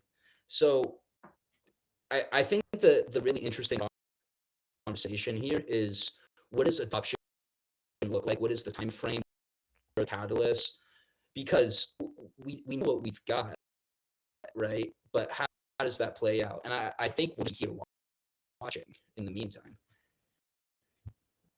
Yeah, 100%. So I'm going to summarize what Mason said. What he said is basically short software, long hardware. What that means is that one of the reasons why NVIDIA trades so well, and people are like, oh, well, some other company will come out with better hardware than NVIDIA. NVIDIA has a software stack on top of it called CUDA, CUDA. And so it's not only do you have to come up with better hardware, but everybody that's wrote the AI apps that run on top of NVIDIA needs to have the software that uses it. In the case of NVIDIA, it's embedded, right? You have to use their software with their hardware. Now, what you're also saying, Mason, the meta message here is, Microsoft is a software play and use any hardware. The hardware had no value. The bigger play here is Apple. What do? Apple, you buy the computer, it can only run Apple software. And so, meaning the operating system. So I think this is where the market's going. How is this related to strategy? Strategy is the biggest issuer of prefs. Full stop, right? Jeff, is there any company that's issued more prefs than strategy? No way. They No. like set records with all the IPOs. They've set records with the trading volume. They've set records with. They're the first company to put a ATM on top of a preferred equity, which is super novel. I think everybody really overlooks like how crazy novel that is. Like, they can issue debt like capital as equity any day of the week. Like, that is that is such a valuable tool that is commonly overlooked. And right. it's the only And way to create stretch. It's the only way. and The only way stretch was able to be created was because of the ATM on top of the preferreds. right. Bingo. And the other part with Stretch was the largest IPO of the whole year, correct? Yeah. I think one came out at the end, but One I think you're right. okay. Yeah, I think you're right. It's close. Okay. Well, okay. It's like close. It's preferred either equity, largest ATM, largest IPO of the year. It's crazy. right. So I think we're looking at, if we want to be mad at something, be mad at Bitcoin. Be mad at whatever Bingo. reason the price went down. We didn't get any freaking help from Bitcoin. That's Yeah, that's for sure. I mean, And that's dude, with you wanna go- strategy buying 250,000. right. I like when I hear something. Oh, we don't like Saylor what he's doing because he's going to make the market. He'll make the market worse. I'll be like, you know what, dude? If strategy didn't buy 250,000 Bitcoins, I don't even want to talk about what the price of Bitcoin would be because I'll tell you right now, it'd be lower. It'd be way lower. If the be ETFs way weren't lower. there, if the If derivatives the market ETF, wasn't if the so spot Bitcoin huge, ETFs it were was and they weren't doing this, it would be lower. On this point, I think we should talk about MSCI briefly because MSCI came out and they had reversed their stance, and now they're allowing companies with digital assets greater than 50% of their treasury to stay within the index funds. And so a couple of things that are really interesting here. They came out with this note on, it was October 10th, the day of the flash crash. Companies with greater than 50% of their digital assets, they're considering removing them from all of the index funds.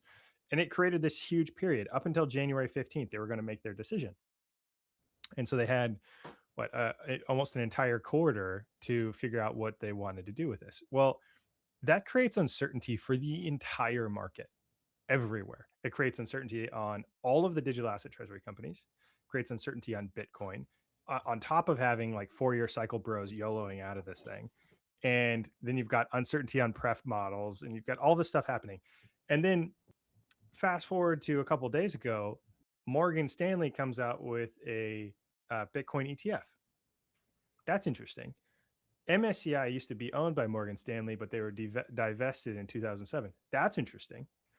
Just a lot of things that are when you plug them together and you look at this timeline. Like if you wanted to increase and scare the market and get some increased Bitcoin exposure, that's a pretty good way to do it.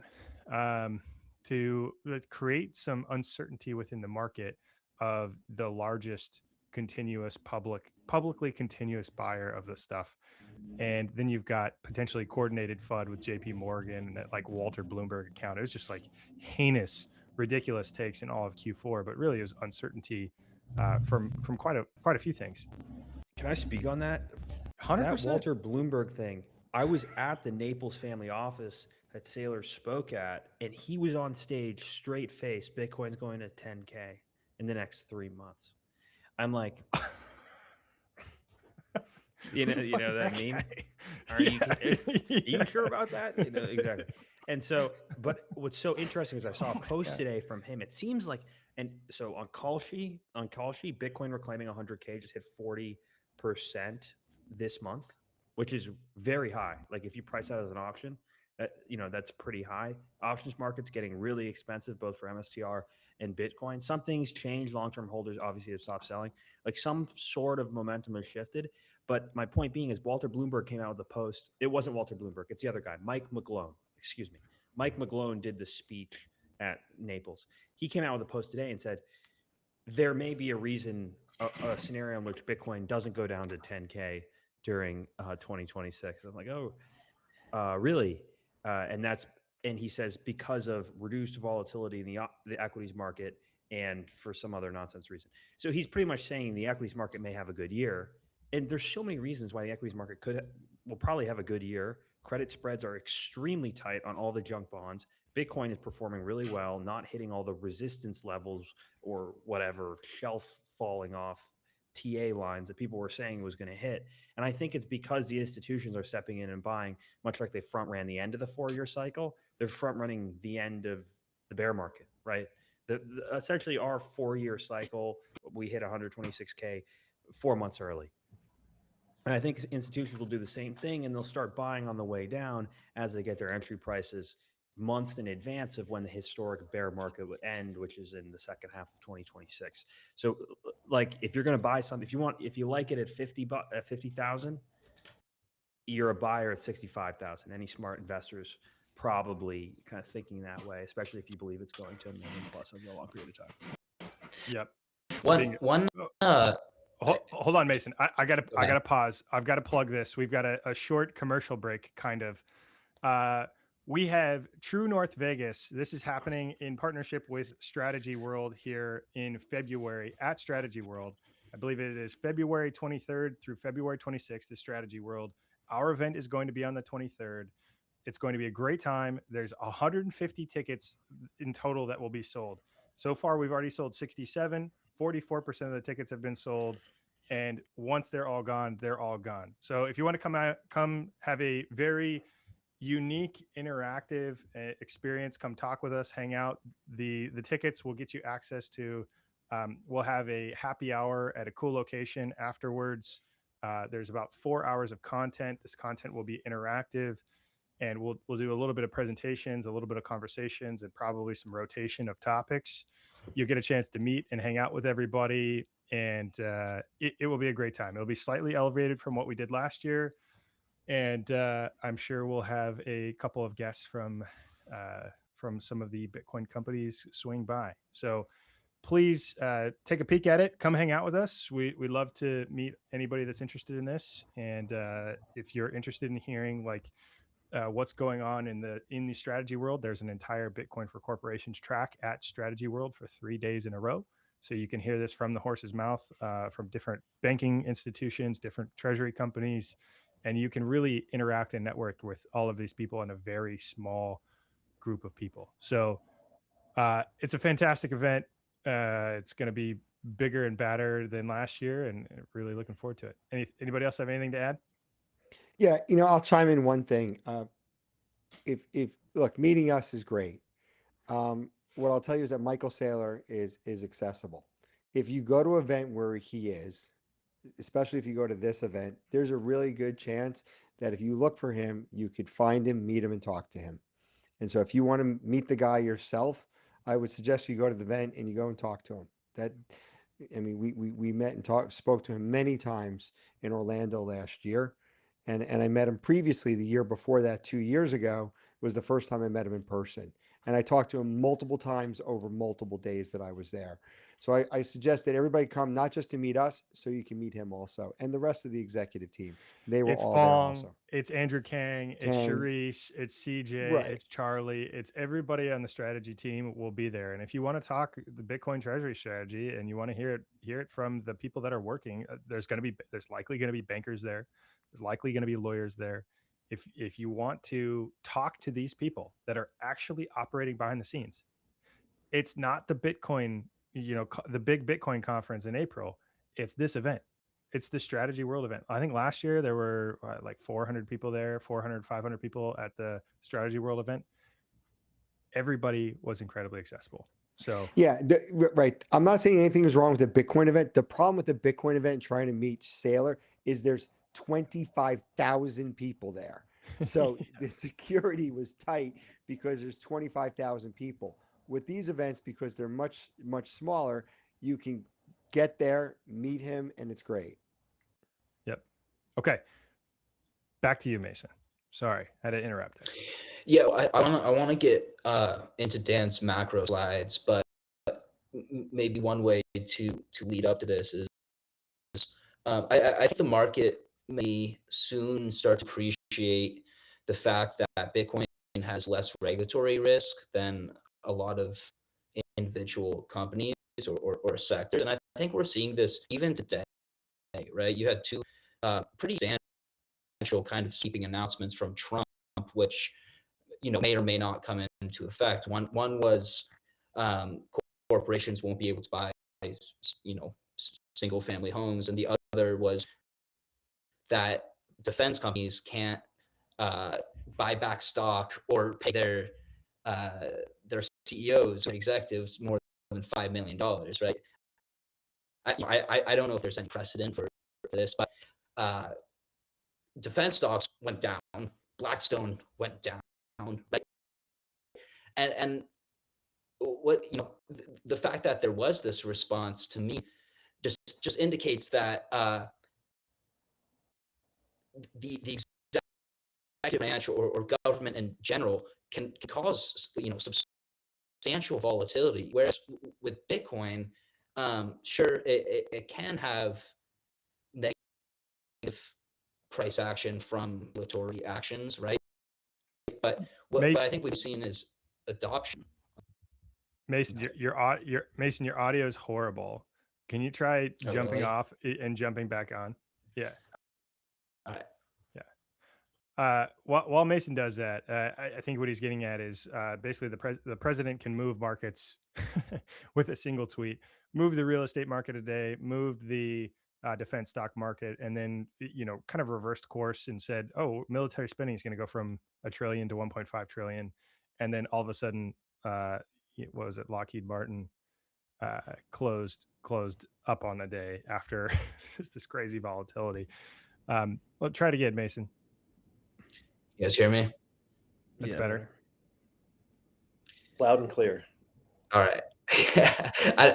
I don't know how much you got, but essentially we're seeing increased volatility from regulatory risk, and I think in the world that we're going into, Bitcoin is a safe harbor, and hopefully the market will begin to appreciate that, and it will be events such as what we saw today, which will be a catalyst for viewing Bitcoin as more of a risk off asset than it is right now, which is a risk on Brazilian Wi-Fi. That's a great comment. Just got the Brazilian Wi-Fi. No, and Mason and I were talking about this the other night, and I think it's super spot on because part of Saylor's whole talk track and why it's also the underpinning for why strategies applying leverage to the Bitcoin is if you believe Bitcoin is going up 30 ARR and it's risk free, then you want to apply leverage and you can get higher returns. So you're upping your risk on an asset that has no risk, right? If you believe Bitcoin has no risk, but it has volatility, then by applying leverage, you're introducing risk onto the asset, which is an interesting way to look at it.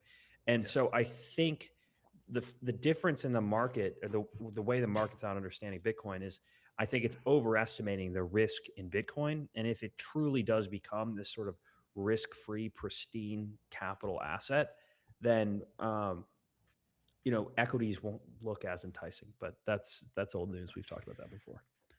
Yeah, it's risk is mispriced, right? Equity risk is mispriced. All of these other things are trading at 30, 50 XPE multiples, 100 XPE multiples, and now you've got Bitcoin, which universally trades at 1 XPE every day. And now you've got companies that are trading and applying leverage on top of it that are now trading at like net asset value. Like what is a digital credit company vehicle worth? Like what is the vehicle that strategy has created? Like, what is that worth? Probably more than NAV. Probably a lot more than NAV.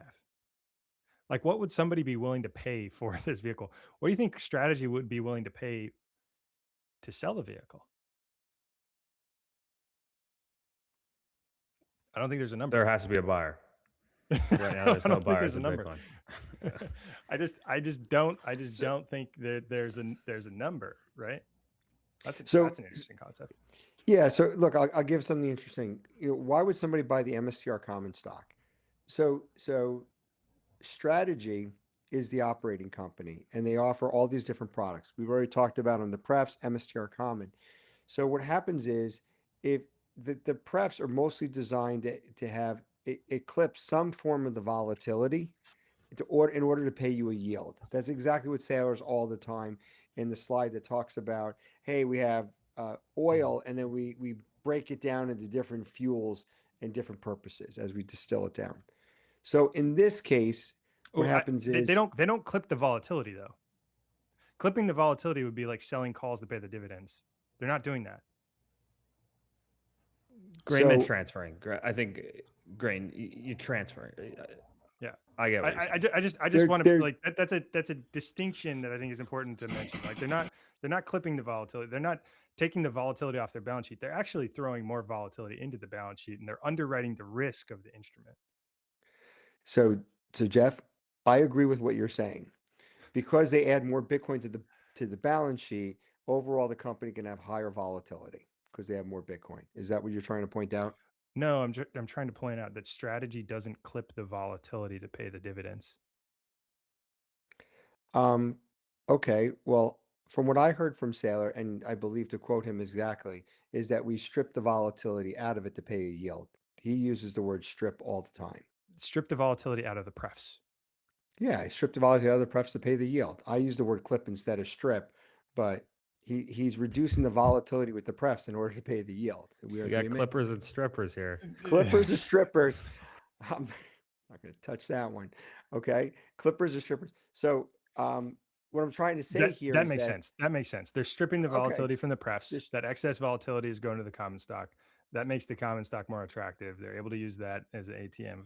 right. And the It's common indirect. stock It's indirect. is the most volatile one. It's the most Yeah. volatile one. Okay. Yeah. So my point about this is, if strategy is right, which I think they are, I want to own as much of that company as possible. So if I need either quarterly or monthly payments, I would buy the prefs. It's not all or nothing. I could buy stretch. There's almost very little or no upside in the underlying price of it. If I want strike gives you more upside than it gives you less yield, or yield depending upon how it trades. My point here is this, is that if you think that strategy is right and issuing digital credit will become the next form of attacking the bond market and the money market funds, I would want to own a part of that company. That's the simple equation. If Yeah. you agree with that. And what's it worth? And what's it worth? I think it's worth a lot more than what it is right now. Yeah. It's funny. The chief marketing officer at Strive asked me the other day, he's like, how long do you think you're going to work at this company? And I giggled. I totally giggled because my response was, I think this might be the last company I ever worked for. I think there might be one, it's like, what is this company worth? Like a lot more than what like anybody is willing to sell it for. You know what one of the weirdest things in Silicon Valley is? Somebody says they're a serial entrepreneur and they always sell off a company. I'm like, okay, if the company is so good, why are you selling it off? Right? Yeah. The reason why they're selling it off is because they got paid so much money that they don't think it's going to continue to go up. Right? Because if they sell it and it continues to go up, that means they sold it too early. But that logic is lost on these guys. Totally. Well, you Right. kind of like reach this economies of scale and you're like, all right, I got to pull the parachute now, or because I think the risk of going any further here doesn't make a ton of sense. And an example of this, I saw a chart the other day. It was showing Zoom, the company that does like the web software. It was showing their earnings over time, and then it was tracked with the stock price next to it. And so like as earnings were growing really quick, like right during COVID, the stock was like booming, and then earnings flatlined, stock crashed. And it's like, well, where does Zoom go from here? Right? Like somebody can create a Zoom app. Mike, you could probably go create a Zoom app on AI today. Yeah. And you know what's one of the craziest parts about this? Everybody's talking about Zoom in 2020, right? Because that's when COVID hit and we're going to do a Zoom call. We're going to do a Zoom call. I'm sitting there like this. I didn't buy the stock, right? And I'm like, really? I'm going to date myself. During the internet bubble, when I was at Global Crossing, I provisioned the circuits on the back end for WebEx. I had been using video conferencing literally for 20 years, and I was the guy that provisioned and sold those deals to WebEx, which got acquired by Cisco. So my point here about this, like, oh my God, you just heard about Zoom? We had to convince people back in the old days, like, oh, you're going to have video on a call, and so many people were dead set against this. It's like, yeah, but you had to go to the office anyway. Why are you dead set against this?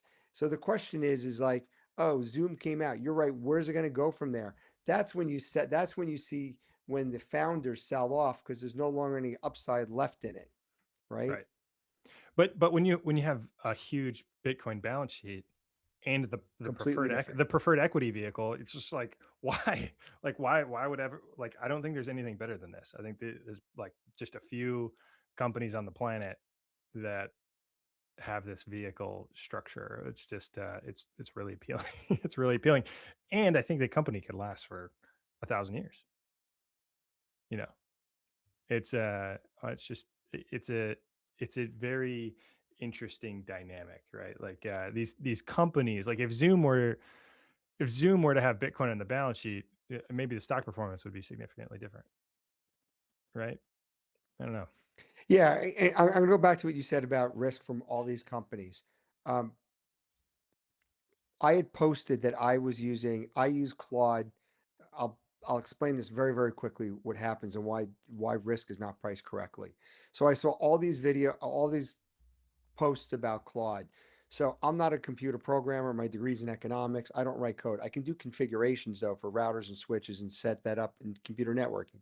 Anyway, so what do? I'm like, I always want to do an iPhone app. So what do? I go into ChatGPT, tell it to write the MVP, and I tell all the parameters that I want to be in the app. And I say, make sure you write it so it works for Claude. I never logged into Claude. Log into Claude with my Google account. By the way, it's free. Paste it into it. Claude goes, cool. We'll write up the app for you. It writes Bingo. up the app. Crazy. It does it in 7 different modules. I don't know why it did 7 modules.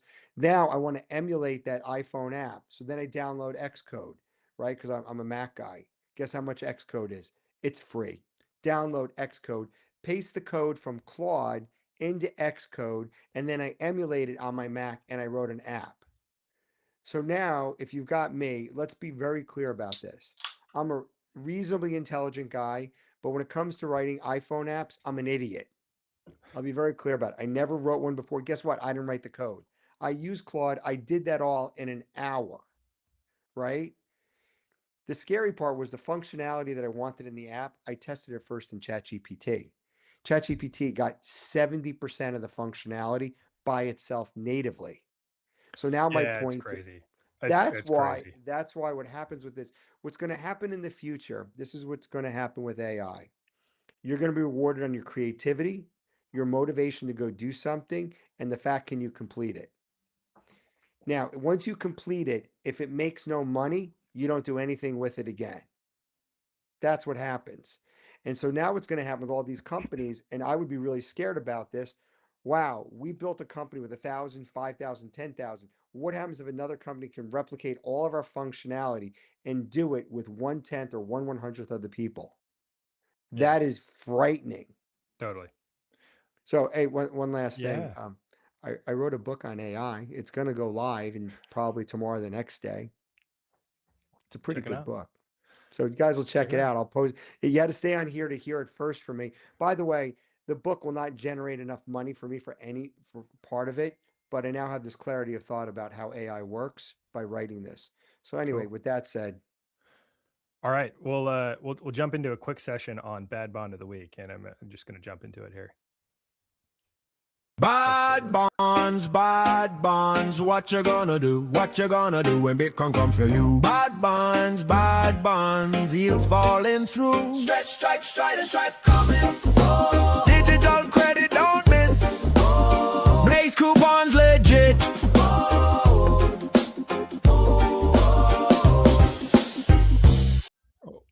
Now that everybody's got that stuck in their head for the next little while, we are going to look at the Saks bond. I'm sharing my screen.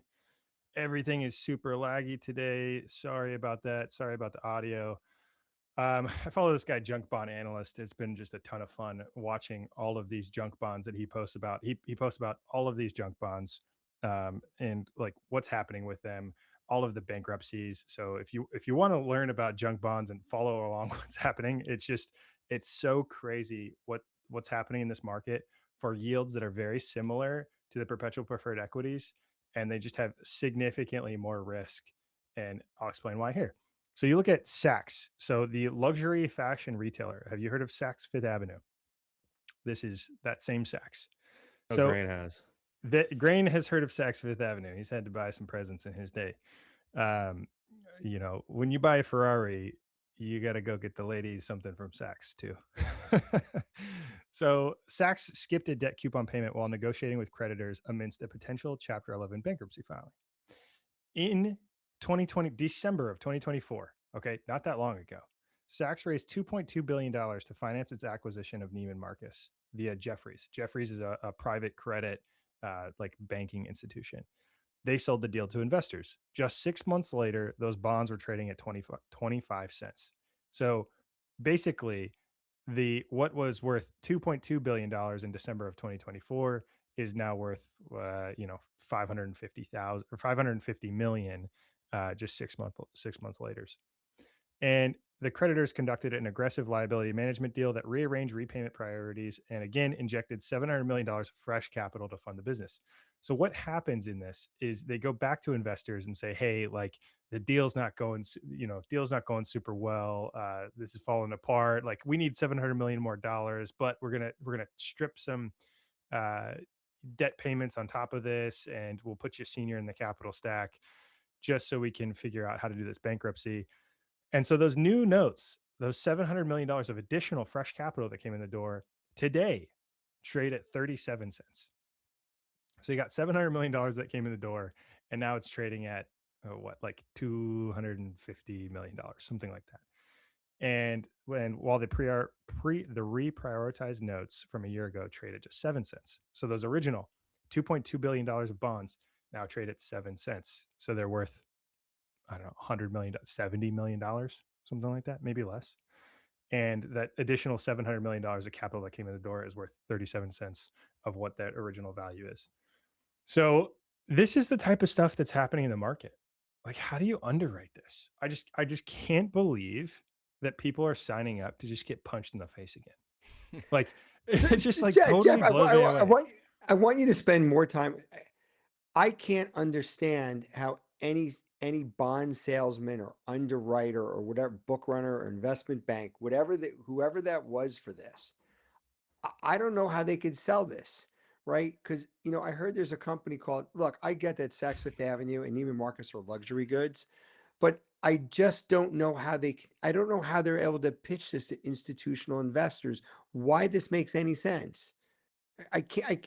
Can anybody explain this to me? I don't get it. And by the way, after it crashes, they go back to different people, and you think they would do some form of due diligence and be like, "Well, the previous ones are down 70 or 80%, so we want to come in now because all of a sudden we think Saks is going to rocket back up because they bought Neiman Marcus." Yeah. So I can't figure it out. I think the crazy part about it, well, it's like, okay, so there's a couple things going on here. One, it's just showcasing that these are illiquid, right? Like the new notes are trading at 37 cents, the old notes are trading at 7 cents. Basically, nobody wants to buy them. Okay. That means you have to go through the bankruptcy proceeding to go get your money back. How much money is going to be left at the end of the bankruptcy proceeding? I don't know. I don't want to do the analysis, and I don't want to be a part of it to find out. That's what makes the price of these things. Because like, why would you?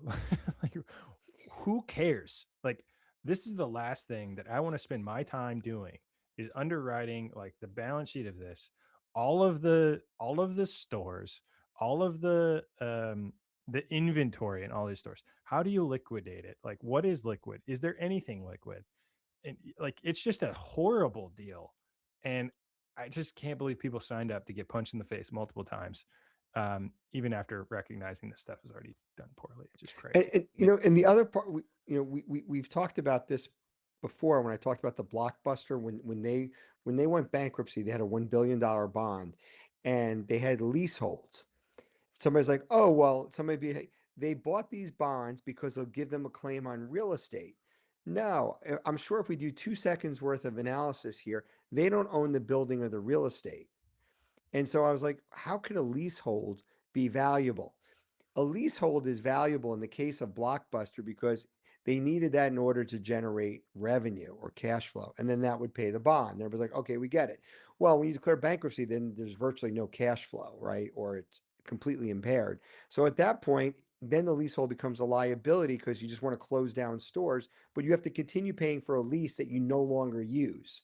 So this is like a disaster that unfolds that any of us would look at and be like, this makes no sense, right? So I will guess right now, and this is clear because in San Francisco, while Union Square has come back and Neiman Marcus is absolutely gorgeous, that is a gorgeous store. You could eat in the corner with glass on multiple levels. It's absurd. It is and you go in there and you see professional football players. It's completely awesome, Neiman Marcus. But on the exact opposite corner is the empty Saks Fifth Avenue. And they took off all the names and logos, but you could see because, the sun hit it. And so while that has recovered, you're like, there's nobody really Saks is not going to reopen that location. It's not. No way. Yeah. So I just see this and I'm just like, I want to meet that salesman one day because that's the best salesman in the world. He sold crap twice. to Twice. He sold positive- a pile of crap twice. Yeah.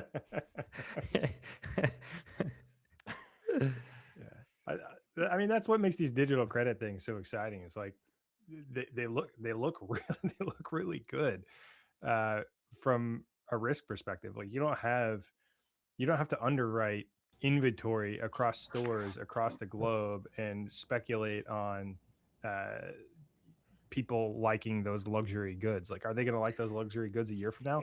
I have Yeah, no idea. And let me give you guys another thing that'll come in with this. I am going to. This is not a guess. There's two things that are happening here. First of all, in June of 2025, they went back to resell this. Everybody knows that Trump instituted the tariffs, which means if they're luxury goods, they're imported from outside the United States. So now all of a sudden, the price of your goods go up just because of the tariffs. Oh my God. It's due to additional taxes. What do rich people hate doing? They hate paying more money for the same thing. It's not that they can't afford to do it, but that becomes another headwind. But they still were able to sell these bonds, even though everybody knows about the frickin' tariffs. Yeah. Again, I would like to meet. I want to meet the salesperson. I will pay for dinner if somebody finds the guy. Pay 10 grand for the dinner with this guy because I just want to hear how smart this guy is. Well, you brought up strippers and clippers earlier. I mean, I'm sure there's some of that going on. Soleil, you had some perspective. You were thinking about these things. Oh no, I was just gonna say with their financial situation, maybe they should just start a GoFundMe. OnlyFans, Saks Fifth Avenue OnlyFans. Yeah. I mean, just toe picks from all of the employees that might do it. I mean, who knows these days? And then you YOLO that into some call sheet bets, and maybe the bonds are worth something. Okay, there's one more thing I wanted to talk about, and before we wrap this up, and this is kind of in the theme with bad bonds here. I was doing a bit of analysis on pension funds, and this kind of spooked me a little bit, honestly. And I kind of want to leave people with this thought, because if you've got a pension fund, it might be worth looking into what is in your pension fund, whether that's your state or your local company. And so what you're seeing here on the graph, this is pension fund funded ratios by category as of 2025. And I use Perplexity to come up with this analysis. So, yep, don't take this as fact, but like, I think it's probably directionally correct. And I looked at corporate pension funds, public pension funds, and just wanted to see like how funded are they? How underfunded are they? We talked about this on the hurdle rate. So if you're interested in this topic, go listen to this week's hurdle rate podcast, the hurdle rate. Matt Cole, CEO of Strive, myself, Ben Workman, and Tim Kotzman, we unpack things every week, and we did a deep dive into this. But one thing that was really interesting here is this blue bar. So this is public pensions. So think of all state pensions across the entire United States. This is a United States analysis. What this analysis was showing is that public pensions across the United States are 17% underfunded. That's crazy. That's a crazy statistic. 17% underfunded. So if everybody retired today, that means there would be a 17% gap. Like all the money you said you were going to pay out everybody isn't there. 17% is missing. Everybody has 17% less than you said you were going to pay them. Yikes. Big yikes. Okay. The 50th percentile, the mid-funded pension funds, are 22% underfunded. Okay. Bottom quartile are actually 40% underfunded. Okay, so how do you come up with the delta? You have to take more risk. You have to go further out on the risk curve to come up with the delta, or you've got to rely on more employees coming in the door that are going to contribute to the pension fund to help make up for that delta in your in the underfunded rate. That's interesting. The reason I brought this up is because I had a conversation with a guy this weekend that kind of spooked me a little bit. He was telling me about his pension from a prior employer, and the employer is they've got a pretty large pension. They're like a healthcare company, and 60% of the pension was invested in private equity, and 17% of the pension was invested in high yield credit. Okay, so you got 77% of the company is probably in very illiquid things. What happens when 20% of the private equity businesses that you're invested in go tits up because of AI? Like, what happens to your pension fund? That was spooky. He was spooked. And then, and when I was talking to Matt Cole on Monday on the Hurdle Rate Pod, CalPERS, I did an analysis looking at CalPERS. CalPERS had about 20%, 19 or 20% of their portfolio in private equity. Okay, they're a significantly bigger company or significantly bigger operation. They've got more risk, more liability. That they kind of can conceptualize that. But yeah, it just there's so much risk out there in all of these things all over the place, and they're underfunded. They're banking on more employees coming in the door to help fund them, so all of these older folks can retire and pull out on their pensions into the future. There's a lot of risk out there. Which, Jeff, like, if we're looking in the future, do you think there's going to be more or less employees? Like, I think the trend Right. is less employees. Probably less employees. Right. So if there are less employees, who's going to make up for the delta in this? So the other question is, right, so if you're 17% underfunded and somebody draws on this, or if you have a big portion of your past employee population that starts to draw on this, that it doesn't come out proportionally, right? So they're going to continue to, like, if you've got all of these boomers that are retiring and going out and they're drawing on the pensions, they're going to get paid 100%. So you have a disproportionate impact that's having an impact on all of the younger people that are putting into these pension funds. They're millennials or Gen Z that are getting pension funds if they're still around. Most everybody's shifted to 401k these days, but I mean, this is a big issue, and it's an issue on the state level. You've got state level employee. Like, what happens when a state level pension fund doesn't, like, they start not paying the boomers that think that they're going to get the money from the pension fund? You have civil unrest. You have people that are very pissed off. What does that look like? And I don't know the answer to that. Like, how do you fix that? Can you fix it? Can you prevent it? Guys, I could tell you a horror show from personal understanding.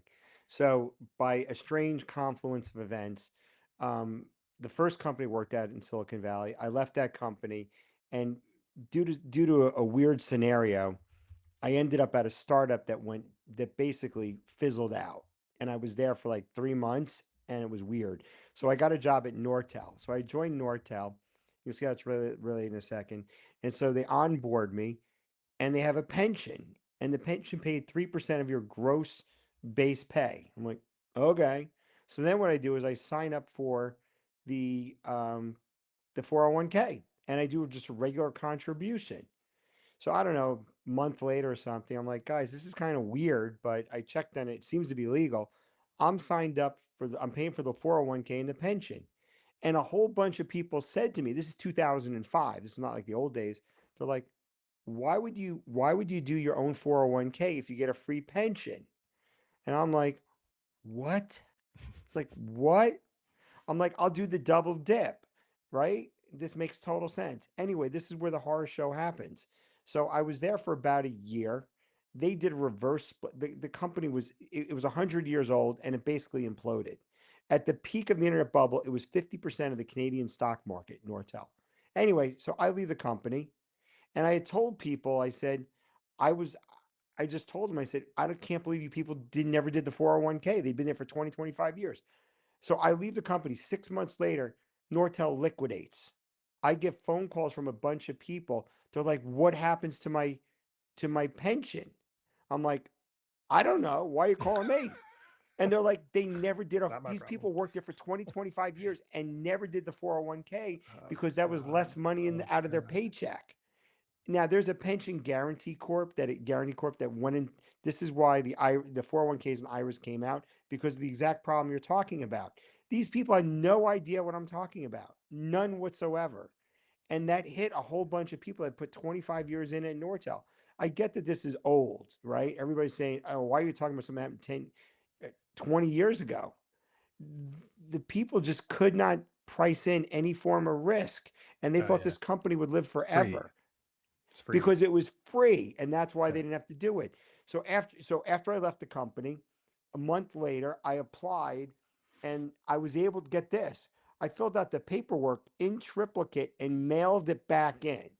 Got a form, printed it all out, mailed it back in, and I rolled the pension into my IRA account. Yeah. And it was Bingo. non-taxable. Now Yeah. it never grew again, but I didn't have to worry about this. And so Jeff, when you talk about these things in theory, this is all real stuff. I don't know how people, I don't think that anybody just says to them, "Could you explain to me why you bought this?" Yeah. And what an interesting thing that Matt was explaining is like the people that are running CalPERS or like the investment that are making the investment decisions are appointed politicians. They're not finance people. So if you want to go talk to them and tell them, hey, like, why don't you consider this digital credit? If they started today, the earliest that they could potentially start adding this instrument to the pension fund is probably like 3 years from now, if they started today. And so you've got this like concept of you've got to have track record. Nobody's going to take this risk for something that's newly issued. And there's probably going to be a sort of hockey stick pattern of adoption on these digital credit instruments. And there's this short period of time, probably the next 3 years, where this outsized alpha is available for the rest of the market before these things are rated, the people that understand them, and the adoption grabs hold in the rest of the traditional financial market. Because even if they started today, it's going to take time in order for these things to come in the door at these places. And one other graph I'm going to share here, which is, oh man, maybe the dark mode is not the way to do this, but asset allocation of the top 10 U.S. state pension funds from 24 to 25. And so I've got CalPERS, CalSTRS, so California, New York, Florida, Texas, and New York Teachers, Wisconsin, Washington. And what this shows is the breakdown of assets in each of these pension funds.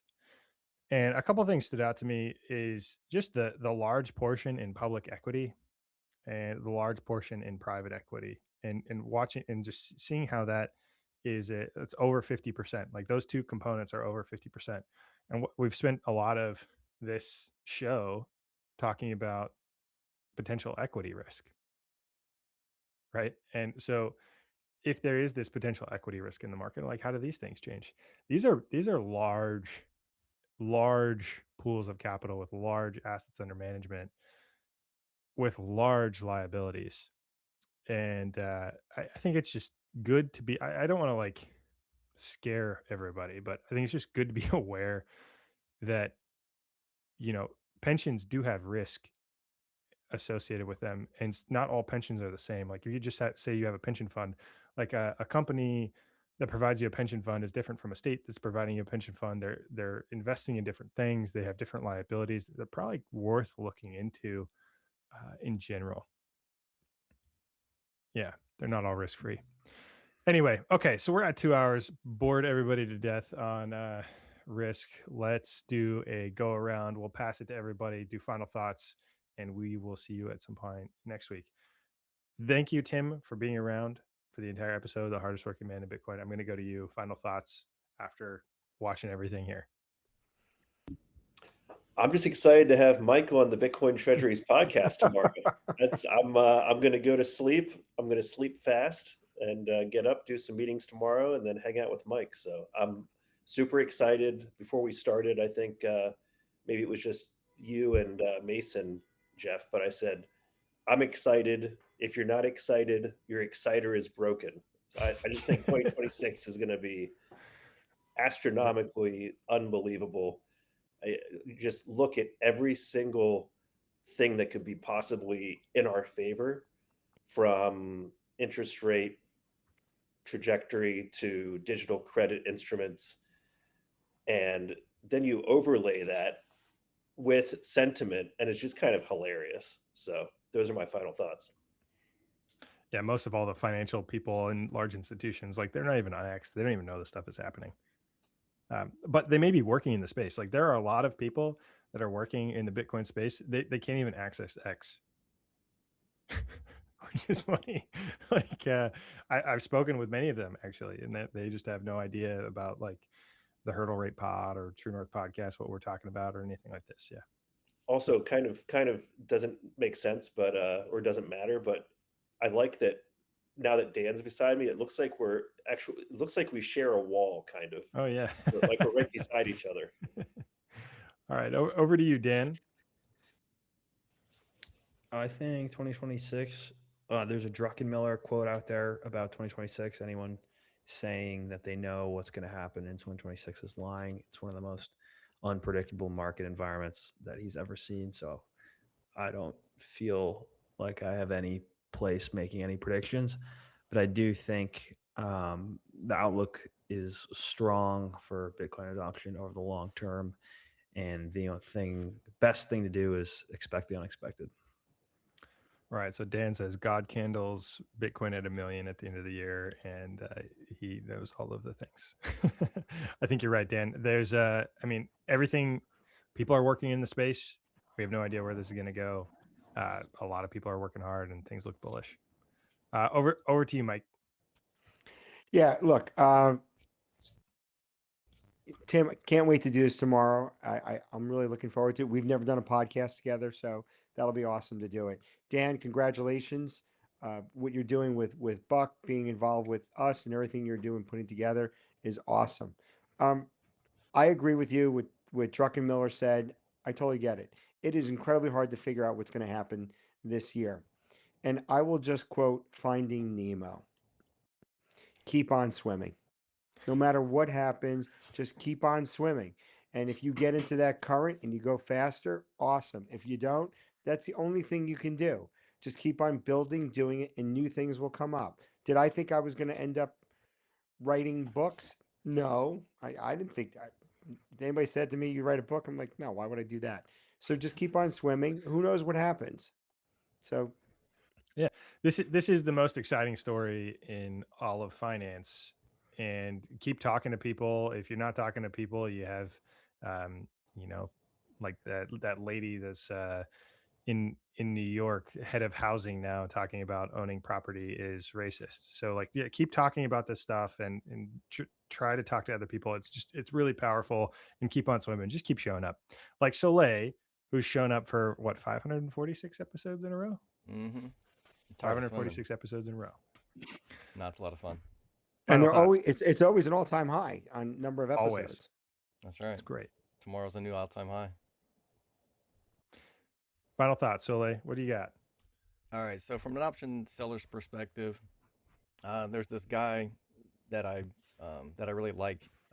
His channel's called Real P&L, and he's one of the only guys that sells courses that's like legitimately shares his P&L. So he's not a scammer, and he's one of the guys that actually inspired me to cover my trades the way that I do. And but one of the cautionary tales that he has for someone who just holds stock or sells options is that, you know, the stock can just go to zero, right? If they get disrupted, they can just go to zero, and then you're just left holding nothing, right? You're just holding thin air at that point. But if you are holding a Bitcoin treasury company, even if the 1x MNAV bears are correct, the bear case isn't zero. The bear case is 1x MNAV. And if they're trading at leverage, it's plus whatever their leverage amplification is. So it's never ripe for disruption like other stocks are. So I think it's kind of like the cure for anyone who is like, just worried that, okay, my computer chips are going to get disrupted, or whatever product and service you have is going to be disrupted. You can't disrupt the Bitcoin balance sheet. Bingo. Yep, completely agree. Yeah, it's you have ultimate flexibility, and you know that there's value. Like having the commodity asset on their balance sheet, yeah, you know that there's always value there. So like if you take out the tail risk of Bitcoin going to zero, which they're like, okay, is the internet going to break? Is there going to be a global EMP? Okay, well, I've got guns and whiskey for that, for that situation. And if that doesn't happen, then like I'm going to keep operating this in this lane. But you got it. You're nailing it. Cool. Over to you, Mason. Yeah, I have a quote as well, and I heard it today from. Oh, your audio's awful again. Oh man. Okay, God try damn it it, one it's a more good time. quote. Yeah. Here, I'm gonna. Do you think it's my connection or my mic? Oh man, I have no idea. I think it's your connection. Open up the door and maybe the Wi-Fi will flow through the door. Doorway. Oh man, it's a good quote. Whatever. It's your connection. We can't hear you. Drop it in the chat. Drop your quote in the chat and get mesh Wi-Fi.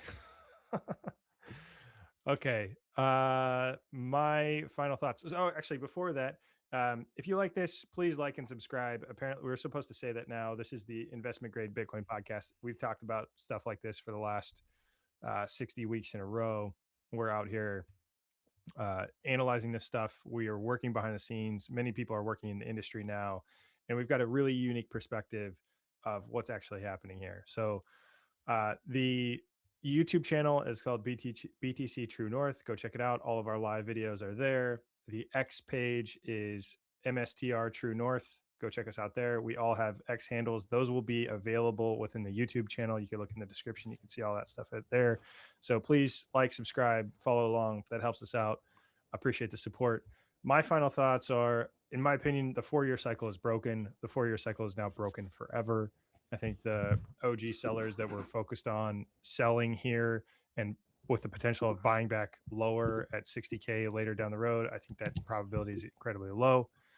And I think the architecture of the market has completely changed. And I think what we will see with Bitcoin price action moving forward will be significantly different than times past. And it could just be a grind higher in perpetuity with volatility along the way.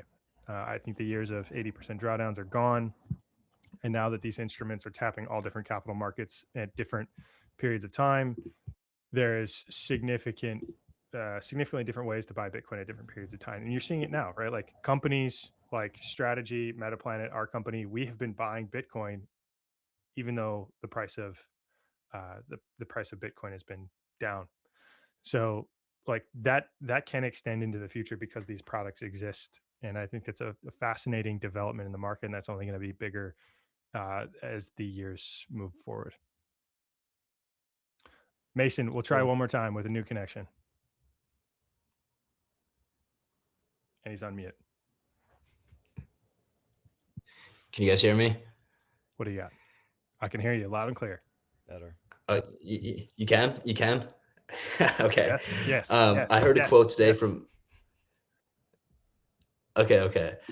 I heard a quote from Mel Madison today. He said, when the market gives you opportunities to buy, there's no narrative in the zeitgeist to reinforce buying. And that's why conviction matters. So I'll leave it there. Thank you, guys. I think this will be a good year. Right on. Bullish 2026. I've got the bull right behind me. We're going higher. Appreciate it. We'll see. We'll see. One last plug. We'll see everybody in Vegas. Come hang out in Vegas. Yeah, we'll post that in the chat. Come hang out in Vegas. We'll meet everybody in person and we'll have a great time. Yeah. Good night. Awesome. See ya. Bye, guys. Good night. See you.